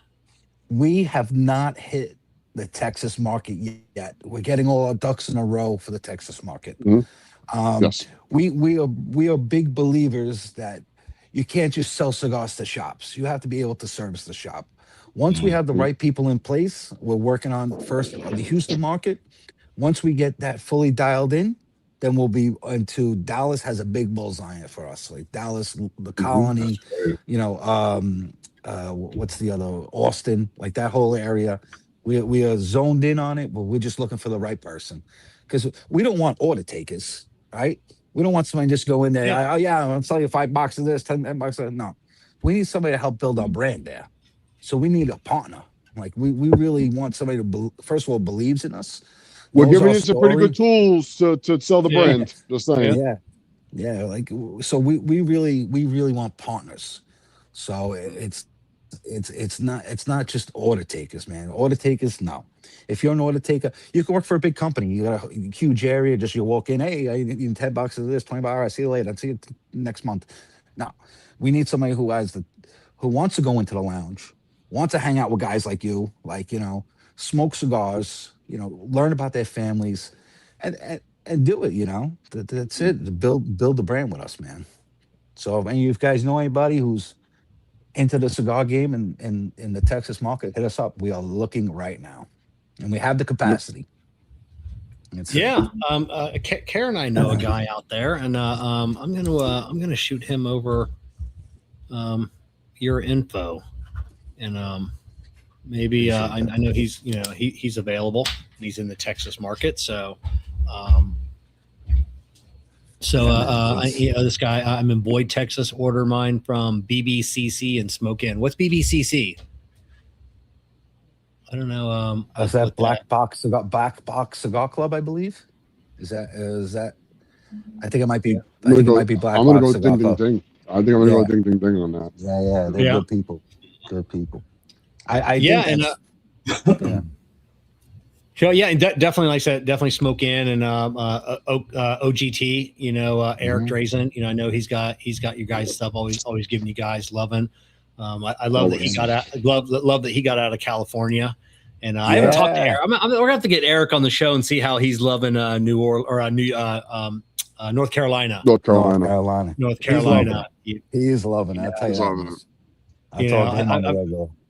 Yeah, I got. It's got to be Underground Cigars Fort Worth, but that's got to be a big change, man. California to North Carolina. Oh yeah. Underground Cigars Fort Worth, I believe they have the Sheffield collection. Okay. I believe they have the Sheffield collection there. I haven't talked to Crystal and her husband in a while, so I wonder. Hopefully they're doing good. I guess we're gonna have to get them on the show. I guess, huh? Yeah. They're right up the road, not too far from me. They are doing it right, man. They are great people. Yes. They big news. They donated a tiny home for somebody against living that was human trafficked. So, man, that's what the Sheffield collection's all about. That's what Mr. and Mrs. Sheffield, the founders, that's what they're about, man. They are doing it. They're doing it, man. And they make some banger cigars too. We're blessed to have them in our family. Yeah, that they do. They're definitely they talk the talk and walk the walk. They're that's what they live. It's not just about hey, we're donating because there's other cigar companies do that. 10%, 15%, it just goes, but then you don't see what they're doing on the day to day, and they put out there what they're doing, where their money's going, how they're helping these people out. So absolutely love them. Hopefully we take them to the next level, and they buy a tiny park, and they have all like hundreds of people there. You know what I mean? That's the goal. Yeah, that's the goal. So how where did the name of I didn't think about that. Where did the name come from?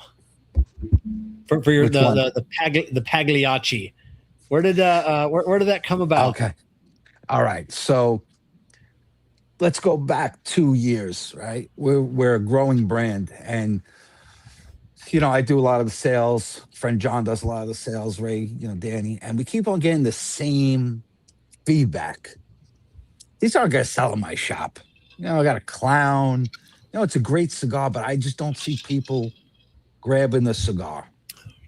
It's too gimmicky. It's too this, too that. And it's like, all right, well, if you can get the cigar in their hand to smoke it one time, you can convince somebody to grab this gimmicky looking cigar. It's a great cigar. So anyway, after me beating the drums to Ray and my partner Danny for months on end, I was like, we need to come up with a classic design. And so Ray was like, let's say cigar clowns in Italian. It looks really nice. Pagliacci, these cigars. I was like, oh, that's cool. So we're coming up with band concepts, and I'm like, nah, man, we need this thing to look legacy. We want somebody to grab this and look legacy. And Ray came up with this unbelievable band concept.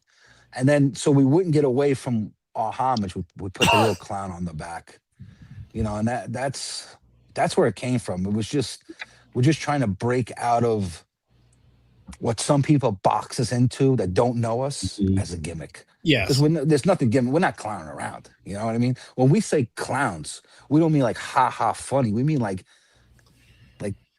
don't be a jerk. Like, you know what I mean? Like we're not clowning, man. We're not being kids. Think of the Three Stooges, right? Curly was the fucking funny one jerking around Larry, but Mo was all business. We're all business. It might be a little bit of a group of antics going on, but I mean, if you want to kind of identify us as something, I mean, I think that's a pretty close. We're the Mo of the Three Stooges. It's a good Brooklyn reference. It's a good New York reference. Yeah. And I completely understand, like when I'm in a lounge, like I said, and you see sometimes a band, and you don't know anything about the cigar, you don't know anything about the people behind it. Sometimes it's a little gimmicky, you look at it and be like, you know what, I don't know. I mean, it's a little, and if there's no one there to explain it to you, like in the lounge, you just bypass it, and which sucks, like people should always ask, but people should always be there as well, but we've been to places and it's like, I don't know. It's a weird shape or it's something else. I'm like, I'm gonna go get what I know that works. So if it's too over the top. So I mean I can understand where a brick and mortar company is coming coming from when they say that, but it's also their fucking job. If they know you, it's like, hey, like these guys are, this is a legit cigar company. These are, these are good guys. Kerr, do you feel the same way? When you see sometimes a cigar? Yeah. No, I mean, there's. I don't think you guys are the instinct on going in that direction is right, and I think like Kevin says, I can understand where the lounges come from. Especially when there's just so much on that's being offered them on a regular basis and trying to sort out. But then at the end of the day, they got to say, okay, if I put this in my humidor, how's it going to be perceived? How's it going to be received and the reception? And I think what you guys did with this is just, like I said, the artwork, the bands, the cigar, it all just flows. And throwing the price, it just doesn't really add up in my brain yet. I'm still freaking ketchup and mustard in my brain. But it's fantastic. And that's do you find that like it's brick and mortars that they're are they willing to take you on as in like the cigar clowns? Do you find that being like the first thing like, oh, cigar clowns, what are you guys about? Do you find that like the first hurdle that you got to get over is the name? Yeah, so just from my experience, I go into a lot of shops. When you say cigar clowns, we're like, you got a strike right against you. We're a boutique company named the Cigar Clowns. It's like, oh, you got two strikes against you. You're a boutique company and you're cigar clowns. Like, what are you guys doing? Why don't you name yourself like Cigars of America or something like that? You know what I mean? Or like three Brooklyn guys, something like that. But so there's a stigmata when you walk in. Like, a lot of the times you can get standoffish, right? Because I really believe in the product, really want you to believe in the product. I want you to smoke through the line. And I think now when we're opening the door, we're showing the Pagliaccis first. We're leading with the Pagliaccis. So it drops everything down. There's no stigmata. It's a great smoke. I try to make the shop owner or buyer smoke both cigars at the same time. A lot of them don't want to do that, but I want them to, because I want them to experience the little nuances, the differences in the cigar, and what we're trying and who we're marketing the cigar to, right? Like, if I go into a shop and it's extremely high-end legacy, that's not our shop. Yeah. I respect it. I'll buy a cigar there. I'll hang out, say hello, introduce myself. I'll leave a cigar or two, but I'm not going to push that shop, man, because that's not the clientele. You know, so you got to know your market, right? You got to know your market. You got to know who you are. We know who we're marketing to. We know who we want as consumers. You know, we know our demographics. You know, we want the hardworking Americans, man. You know, and everybody's a hardworking American, but if you're on a $5 million yacht and you got a helicopter to take you to your house, you're not smoking a Pagliacci, you know, unless I'm dipping it in gold for you and having somebody cut it and light it. Yeah, I could sell you something like that. I could make that product, no problem. But that's not my demographic.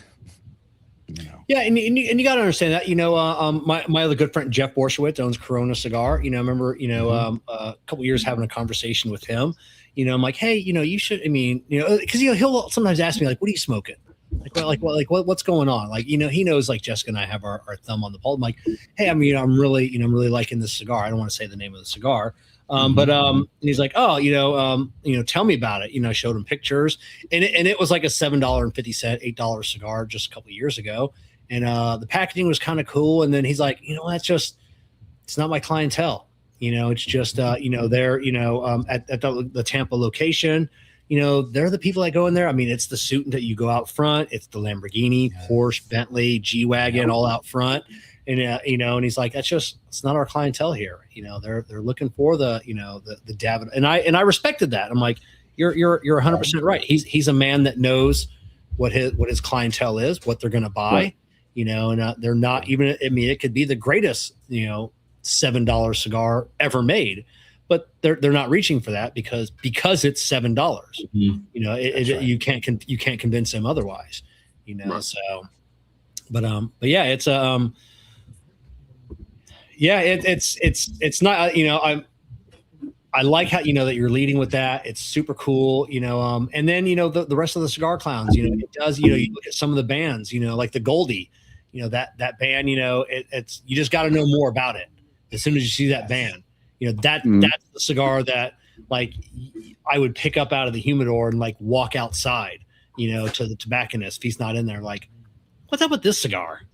Like, I gotta know the story of this cigar. So, and luckily you guys have a huge, I hate using the term cult, but you guys do have a cult like following, same with Black Label, same with a lot of people. And, so that's got to help, getting into launches. Yeah, man, they're doing with those short runs that when we started. I mean, you're talking 38 cigar releases in what, 6 years now at this point, with 9 SKUs, with adding Sheffield collection to our portfolio. So I mean, we got the mainstream, full length production cigars in production. With we don't shy away from the limited drops.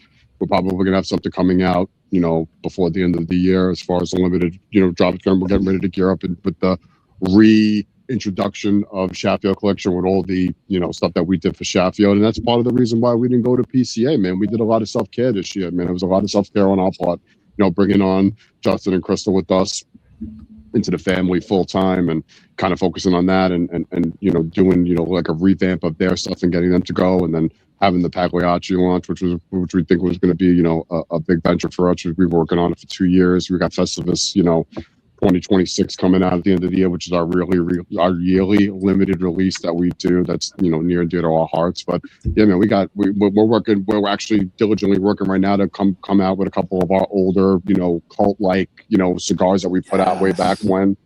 So yeah, man, we got a lot of irons in the fire, as my buddy Mike says, man. We got a lot of irons in the fire right now, and it's a lot of things are good. It's moving, a lot of moving parts. But yeah, would we love to be a PC? Would we have loved to have been a PC this year? Absolutely. It's something that's in our our path, to continuing with our brand. But we just, like I said, we did a lot of self-care this year, man. We're gearing up to we've taken that next level. I think Pagliacci is bringing us to that next level out of that boutique, like Joe was saying earlier. It's we got a lot of we got reps. We've come leaps and bounds from humble beginnings from starting early on up until now, man. It's been a crazy journey, a lot of ups and downs. You guys saw a lot of our ups and downs too, from early on and up until now. The shit that we went through. So we're here now, man. A lot of doors closed, but a lot of doors open, man. We're humbled, bro. Honestly, we're very lucky. We're very blessed. That's it. And every step along the journey just gets you to the next step. Like I said, it's every up, every down. You guys are, you guys have been through stuff that would close down bigger businesses. But here you are. But 38 blends and 60. God damn, that's that's a hell of a. And we're gonna bring some back, which is fun. Man. Is that it's fun, but is that to me that's almost a little scary. I mean, because you guys have had some blends. I said people talk about, man, I wish they'd bring this back. Man, I wish they'd bring this back. And I'd be like, is it a little nervous? I mean, obviously, things have changed. So now, but tobacco, it's impossible, almost impossible. I mean, you could have the exact same tobacco, even if it's been aging this whole time, it's gonna be a different cigar. Absolutely. So is that a little nerve wracking about which ones you wanted to bring back? And that definitely plays a lot in it, but we want to give our fans what they want, man. And it's just like we're just gonna do like micro drops of hey, these are out there, some random shop, and good luck, get on the hunt like back in the day. Yeah. That's great. Back to the basics. I mean, maybe drop the day of, not even hype it up. Just not even hype it up. Post Instagram at 7 a.m. Yeah, the cigar's out at the shop if you wanted. It's available. Well, you guys are focused. Like you said, going to PCA would have been great, but having a plan and being focused and doing the thing you said that really resonates is the self. Focusing on self and focusing on the company. PCA is going to come, and I think everything that you put in place in lieu of going to PCA is paying off. And it's allowing you to reach back into the older blends and bring them back because now you're established. And I think this I call Pagliacci. I think of Crazy Joe Davola when I saw it. Listen, I still got Crazy Joe up my sleeve. I have a blend for him, so we just haven't pulled them out yet. He's coming. I even threw him on my advertisement for the show. Crazy Joe Davola. That's it. He's coming. But I mean, I think that you guys have really established yourself where you can reach back. I mean, the Goldie, I thought your artwork on the Goldie for me would look at going, because there's a tobacco merchant down in Columbia, South Carolina, carries your line. And I go in there and see your lines. Goldie was the hook, because the artwork that was done on Goldie was this clown-ish, but this old gangster style look. And that was a huge hook. And once you get a blend or a brand that hooks you, you'll try the others, and maybe you would have passed it up, looking through it. And I think that's what this Pagliacci is going to do as well for any other folks who haven't tried your stuff yet. I did not know that's your local lounge, man. They're a great lounge. It's about an hour. It's an hour, 15 minutes down the road, but it's local-ish, Joe. It's local-ish. It's local-ish. Down the road. Ray lives 8 miles away from me. It's about an hour and 10 minutes. So it's that's about right. It's all right. It's like distance and travel time's all relative. So going down to Columbia is nothing for a good cigar. But I mean it's definitely, that was the big hook for me, was a Goldie, the artwork on that. And I think we're taking it to a whole new level with this blend, with these two blends. Thank you. And I'm excited, to see what you guys are going to do with them next. And now you guys don't sell on your website anymore, right? No, not in a long time. Not in a long time. Okay. Because I was on the website the other day, just kind of poking around, and I forgot to look, see, I mean, everybody knows. I mean, I've been doing this for years, and I always preach if somebody's got a shit website, I call them out right on air. I have said that so many times. You guys got a great website, and you guys got something what nobody else, or very, very few fucking people do, that I ask on the show. You have a retail finder. Like, you can put in a fucking, how hard is that sometimes to put in a zip code and then tell people where they can get your cigar? I just, I don't understand that. My son, he's 16 years old, going to be 17. God bless him. He's big into AI, and he's introducing a program for us run by an AI agent for our sales reps. The minute they make a sale, it's going to go automatically onto the website, the shop's location. Oh, wow. That's great. Yeah. So Kevin, you want to blow your mind, Kevin? Go on their website and look at past cigars, and you can look at all of those. I saw that. I scrolled down a little bit, and then there's a few names I recognize. I'm like, oh, that was cool, and that's I would say I'll confidently say that you guys are the only one in the cigar industry that has that. Yeah, where you could Google, you don't have to Google like all the cigars the cigar clowns made, or all the cigars that Drew Estate or whatever. Like, you have to Google that and then do some research. Like, you guys are the only ones out there that you could go to your website and find every single cigar. We're proud, right? We're proud of where we came from, man. It's just it's the best thing. Like, we used to have little dinner parties with our cigars. Like just a group and extended friends just come out for a dinner. Like, that's how you got the crinkles. Like, if you had the crinkles with a black label, you bought it in a shop. If you had it with the red label, you came to one of our events. It's like, man. We used to print out fucking bands on Joe's printer at his office, dude. And bands of fucking cigars, bro. How about that? There's a little fucking Easter egg for you. A long time ago, bro. I think the statute of limitations. Long time ago. Humble, we had to shut that down. I'm like, I'm not doing this ever again. I swear to God, I'm never doing it. If I have to, by God, I will, but I'm not doing it if I don't have to do it again. Man. Yeah. And my office, my office, the ceilings from almost to the floor be filled with cigar smoke, because we're always smoking cigars in there. And I wish we took pictures, because I do cemetery monuments by day, so it was like all creepy looking, all the thick smoke behind all the tombstones. It was great. I tell you, I had to ban 2,500 cigars, me and Jessica, once, and I told her, never again will I do this. Bro. I even reach out to like JC Newman, and I'm like, if I brought up 2,500, I mean, I don't want to call in a favor, but if I brought up 2,500 cigars, you think your girls, just probably knock those, like you said, an hour. It took me and Jessica days to ban 2,500ed cigars. Never again. How many arguments? Fuck, I got the lead. Shit. Oh man, fuck this band up. Fuck. This one won't sit. I gotta move this one up. I ripped the lead. Fuck. I'm over your finger. It goes over your finger. I'm not gonna lie. I'm like, like I said, we moved the band down or up just a little bit. It's like, I can't afford to just throw this one out. I get it. I told Daddy has the little glue strip still left in his basement. Every time I go, I say, like, shit gives me fucking anxiety. Get that thing away from me. I don't want to see it ever again. Then the thing breaks. You got to fucking throw it against the wall. Fucking thing. You have to mix the paste to the right consistency. Put it in the fridge. Oh my God! Just the that was it. That's where you guys started. Just putting the fucking bands on, and man. Here you are now.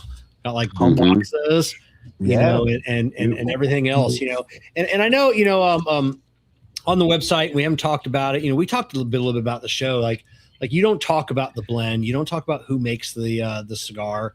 And I know that irritates some people, but back in the day, back in the day, we didn't know that. Like sometimes I would, I'd be Googling like a vintage cigar I found, and like there's no info, like that wasn't done. Like people didn't know, and people didn't care, and sometimes I find it, irritating. You'll read online, oh, that's got a Jalapa Visa in it. I'm like, I don't know if that's gonna be a cigar that I'll like. Get the fuck out of here. Like what that tastes like. That's right. Or it was made in XYZ. I don't like that factory. What do you mean you don't like that factory? I know plenty of factories that are making cigars for so many different people, and every cigar is just the expression of the person who want, like, blending it. You know what I mean? Yeah, they're working with a master blender, but you could give all four of us the same tobaccos. We're gonna come up with 20 different cigars. You know what I mean?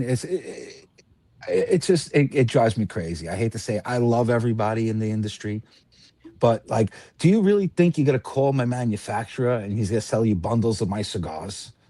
like at a cheaper price. Like I don't understand it. I don't understand. Like, why do you need the information? That's it. Keep it close to the chest. Does McDonald's give out their fucking secret recipe even though everybody knows it now? But still, it's the point. Like, why am I gonna give you like? What does it matter? What does it matter? If you like it, you don't like it. You try, you don't try it. It's that's the issue. It's like, dude, there's a cigar out there for everyone. Who gives a shit where it's fucking manufactured? That's right. Does it matter? That's right. It's a fucking cigar. We're putting in the work. We tell people all the time, trust our palate. We are going to give you something that you are going to like. Maybe you don't like the Pagliacci. Maybe you like the Goldie Grace. Okay, great. That's fantastic. Maybe that's your wheelhouse. Cool. But at the end of the day, we tell people all the time, we're doing the work. We're doing the rigorous testing and blending and tweaking to make sure that we're not just putting out cigars, people, just to fucking make money. Because if it was about that, I wouldn't be working my day job. It's the truth. You know what I'm saying? It's a fact. We're here. We have a passion for the industry, bro. That's the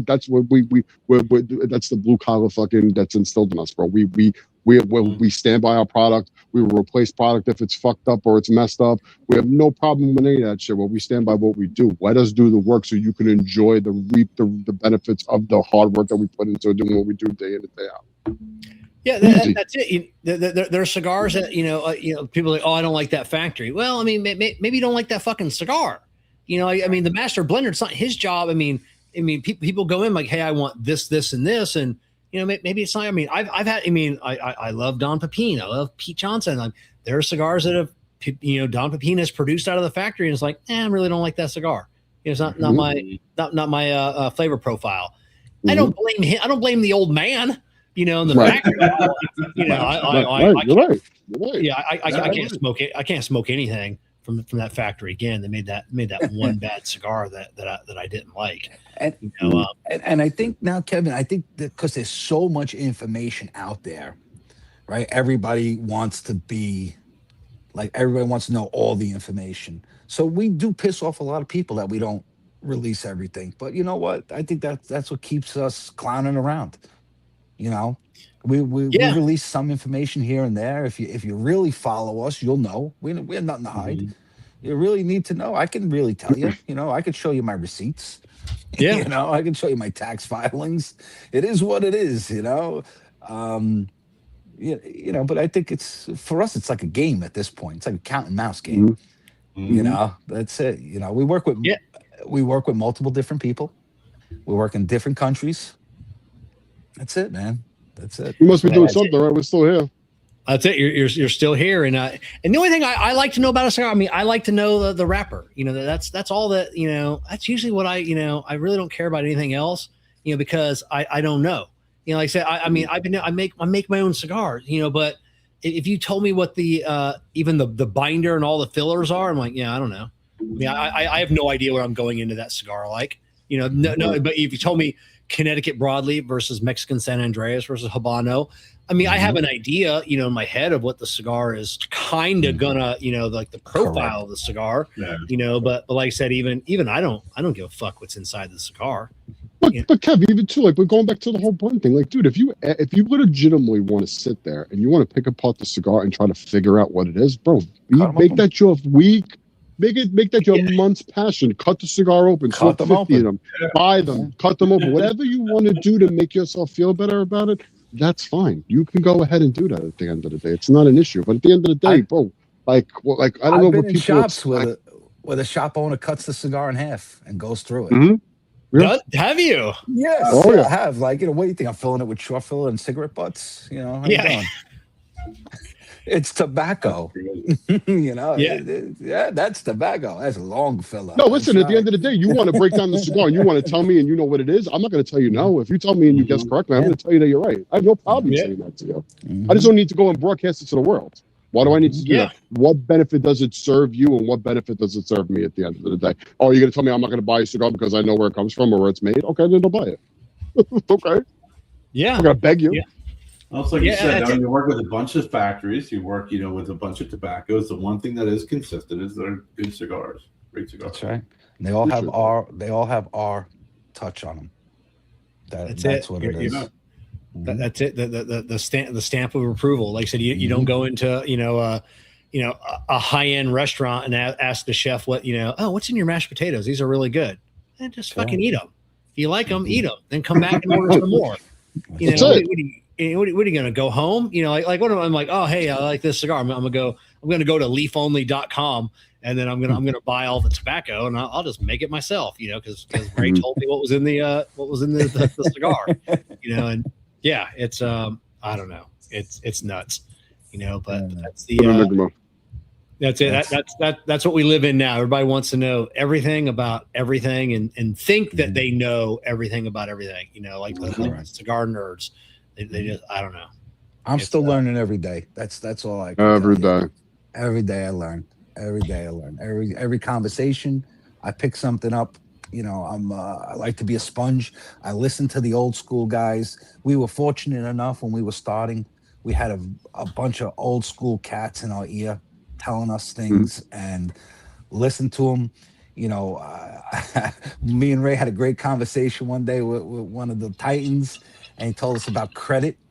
You don't give credit to cigar shops.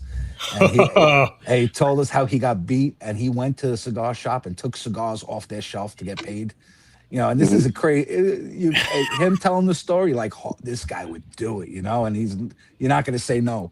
And you know, we learned. You know, that's it. Like you know, if you pay attention to the guys before us wanna help us, so we want to help the people coming next. Because this is such a small industry, man. It really is. And 95% of the people in this industry want to help you succeed. Like, I don't care. Like, there's no competition. You sell cigars, we sell cigars. There's no competition. There's a million cigar smokers out there, man. We want you to succeed. We want to succeed. We want everybody to succeed, man. It's just, you know, maybe there's one person I don't want to succeed, but other than that, I want everybody to succeed. Oh no, I got more than one. Well, Mount Rushmore. Mount Rushmore. That's it. Well, that one guy that Joe's talking about. Once he finds out who's making your cigars, he's the guy that goes in and you know, like, hey, I like the cigar. Can you make a couple thousand for me? You know, that door will never be open for him for other people to deal with. That's for sure. Yeah, that's for sure. Yeah, you got to listen to the old timers, and there's a couple times I didn't listen to the old timers, and you know, just the other day, you know, I was thinking about something Abe told me years ago, and I told Jessica, I'm like, why the fuck didn't I listen to him? You know, about something, and it's just like, oh, that has saved me so much fucking headache. Well, it's like Joe just said. Not to cut you off, Kevin. It's like Joe just said with the whole credit thing. It's like I automatically, when I heard that, it went to my head because I'm an old school hip hop '90s guy from New York. Fucking Biggie. Dig a crackhead paying you back shit, forget it. Never mind. No credit, debt it. You dig a crackhead paying you shit, no. Commandments. Yeah, I don't do credit very much. A couple of really close friends, but other than that, that's different. You know, that's different. I hate fucking chasing my fucking money. Yeah, I hear you, bro. I hear you. Yeah, man. There's no. You can't do it in this industry. Because there's always someone who's that one person. Well, I say one person, but you have that person who goes, "Well, it's only $100." Yeah. I say, okay. What if it's 30 people, 40 people, 100 people, 150 people, where they all have the same mentality of it's only $100. It's only is the phrase that adds up. Yeah. Correct. You are correct. Yeah. Yeah, you know, I got to, you know, one lounge, you know, and it was for my lighter, not even on cigars, bleed tool, you know, it's chasing the money, and then they want to do a reorder, you know, and it's like, you know, you haven't paid me for the first time yet, you know, and you need more already, you know, it's just like, it was a friend, and I'm like, I need this, I need to pay both of them. You know, you got like 7 days, you know, and then a little irritated, you know, but within 7 days, and then I never heard from him again. You know, it's like, you know, I'm like, I'm happy with that. Yeah. We had a shop who we did a lot of business with, who tried to put a big order in on credit and then went out of business. We didn't get the cigars never shipped because we have a strict no ship policy until they're paid, and literally 30 days later, the guy was out of business, made an announcement. And, you know, it hurt our hearts because he wanted to beat us at the end of the day. His whole intention was to beat us, you know. Yeah, take all those cigars to his house, and then you know, sell them, and then and that's it. And like, hey, you know, I filed bankruptcy, I closed. You know, get in line. Exactly. You know, I'll pay you guys in 10 years or never. You know, because I know you guys. I know you guys aren't going to come after me for, you know, 5, 10, 15 grand. You know, you're not gonna hire a lawyer. You know, it's going to cost us more money. Yeah, that's it. And people know that. You know, so no credit. You know, get the fuck out of here with that. I'll ship it when your check clears, or you know, the funds transfer went through. Right. Yeah. So I think we have maybe two shops, but we've been doing business a long time. With yeah. And they have unbelievable humidors. So if anything happens, I have no problem walking in and going, oh, I'll take this. Oh. I'll take that. Yeah, that's it. Yeah. Put it on my tab. That's it. And I'm taking this chair.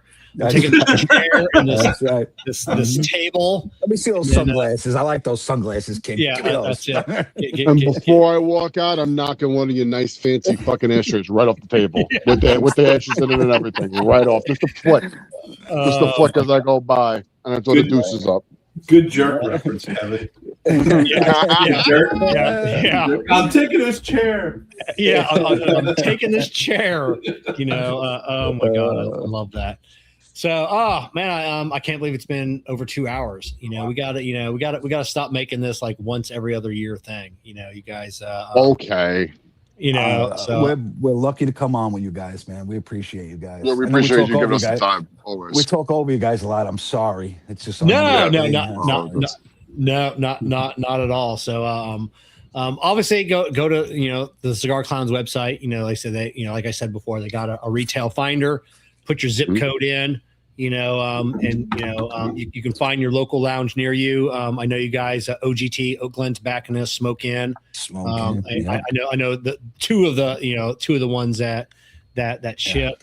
You know, we've got a Cigar Vault, Oakdale ships. Two great cigars here, and how many core blends do you guys have now? We have nine core blends between the two companies. So yeah, all right. And we're going to be expanding the Pagliacci line. Okay, so we're gonna be expanding that. It's you like that blue? Wait till you see the color I got in mind for the next one. Oh yeah. So on to the next one. Yeah, on to the next. Nobody's using this color.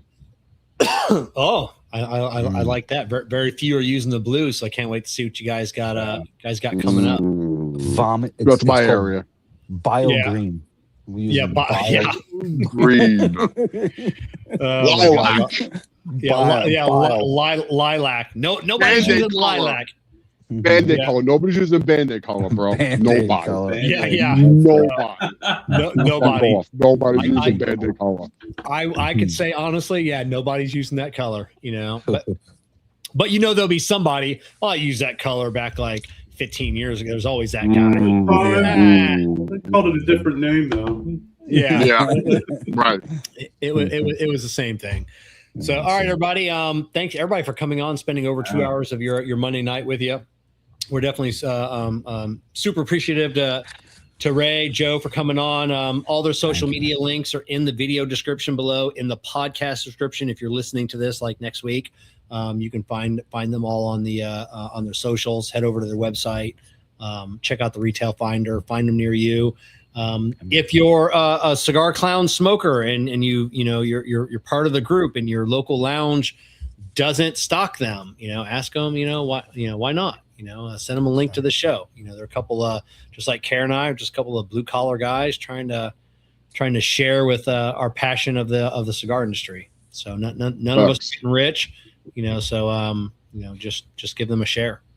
And if you're smoking one of those cigars, we always say it, the literally the easiest thing you can do, social media, take a picture of the cigar, tag them in there. You never know how far that will reach when these all of the small mom and pops, that makes the biggest difference. Even if it just gets out to one person, it helps. 100%. So guys, thanks for coming on, spending some of your time with us, and we'll definitely see you next time around. Yes, Thank you for having us on. Appreciate you guys. You're welcome. Hang out for 1 second. Yes, sir. let me end this. See.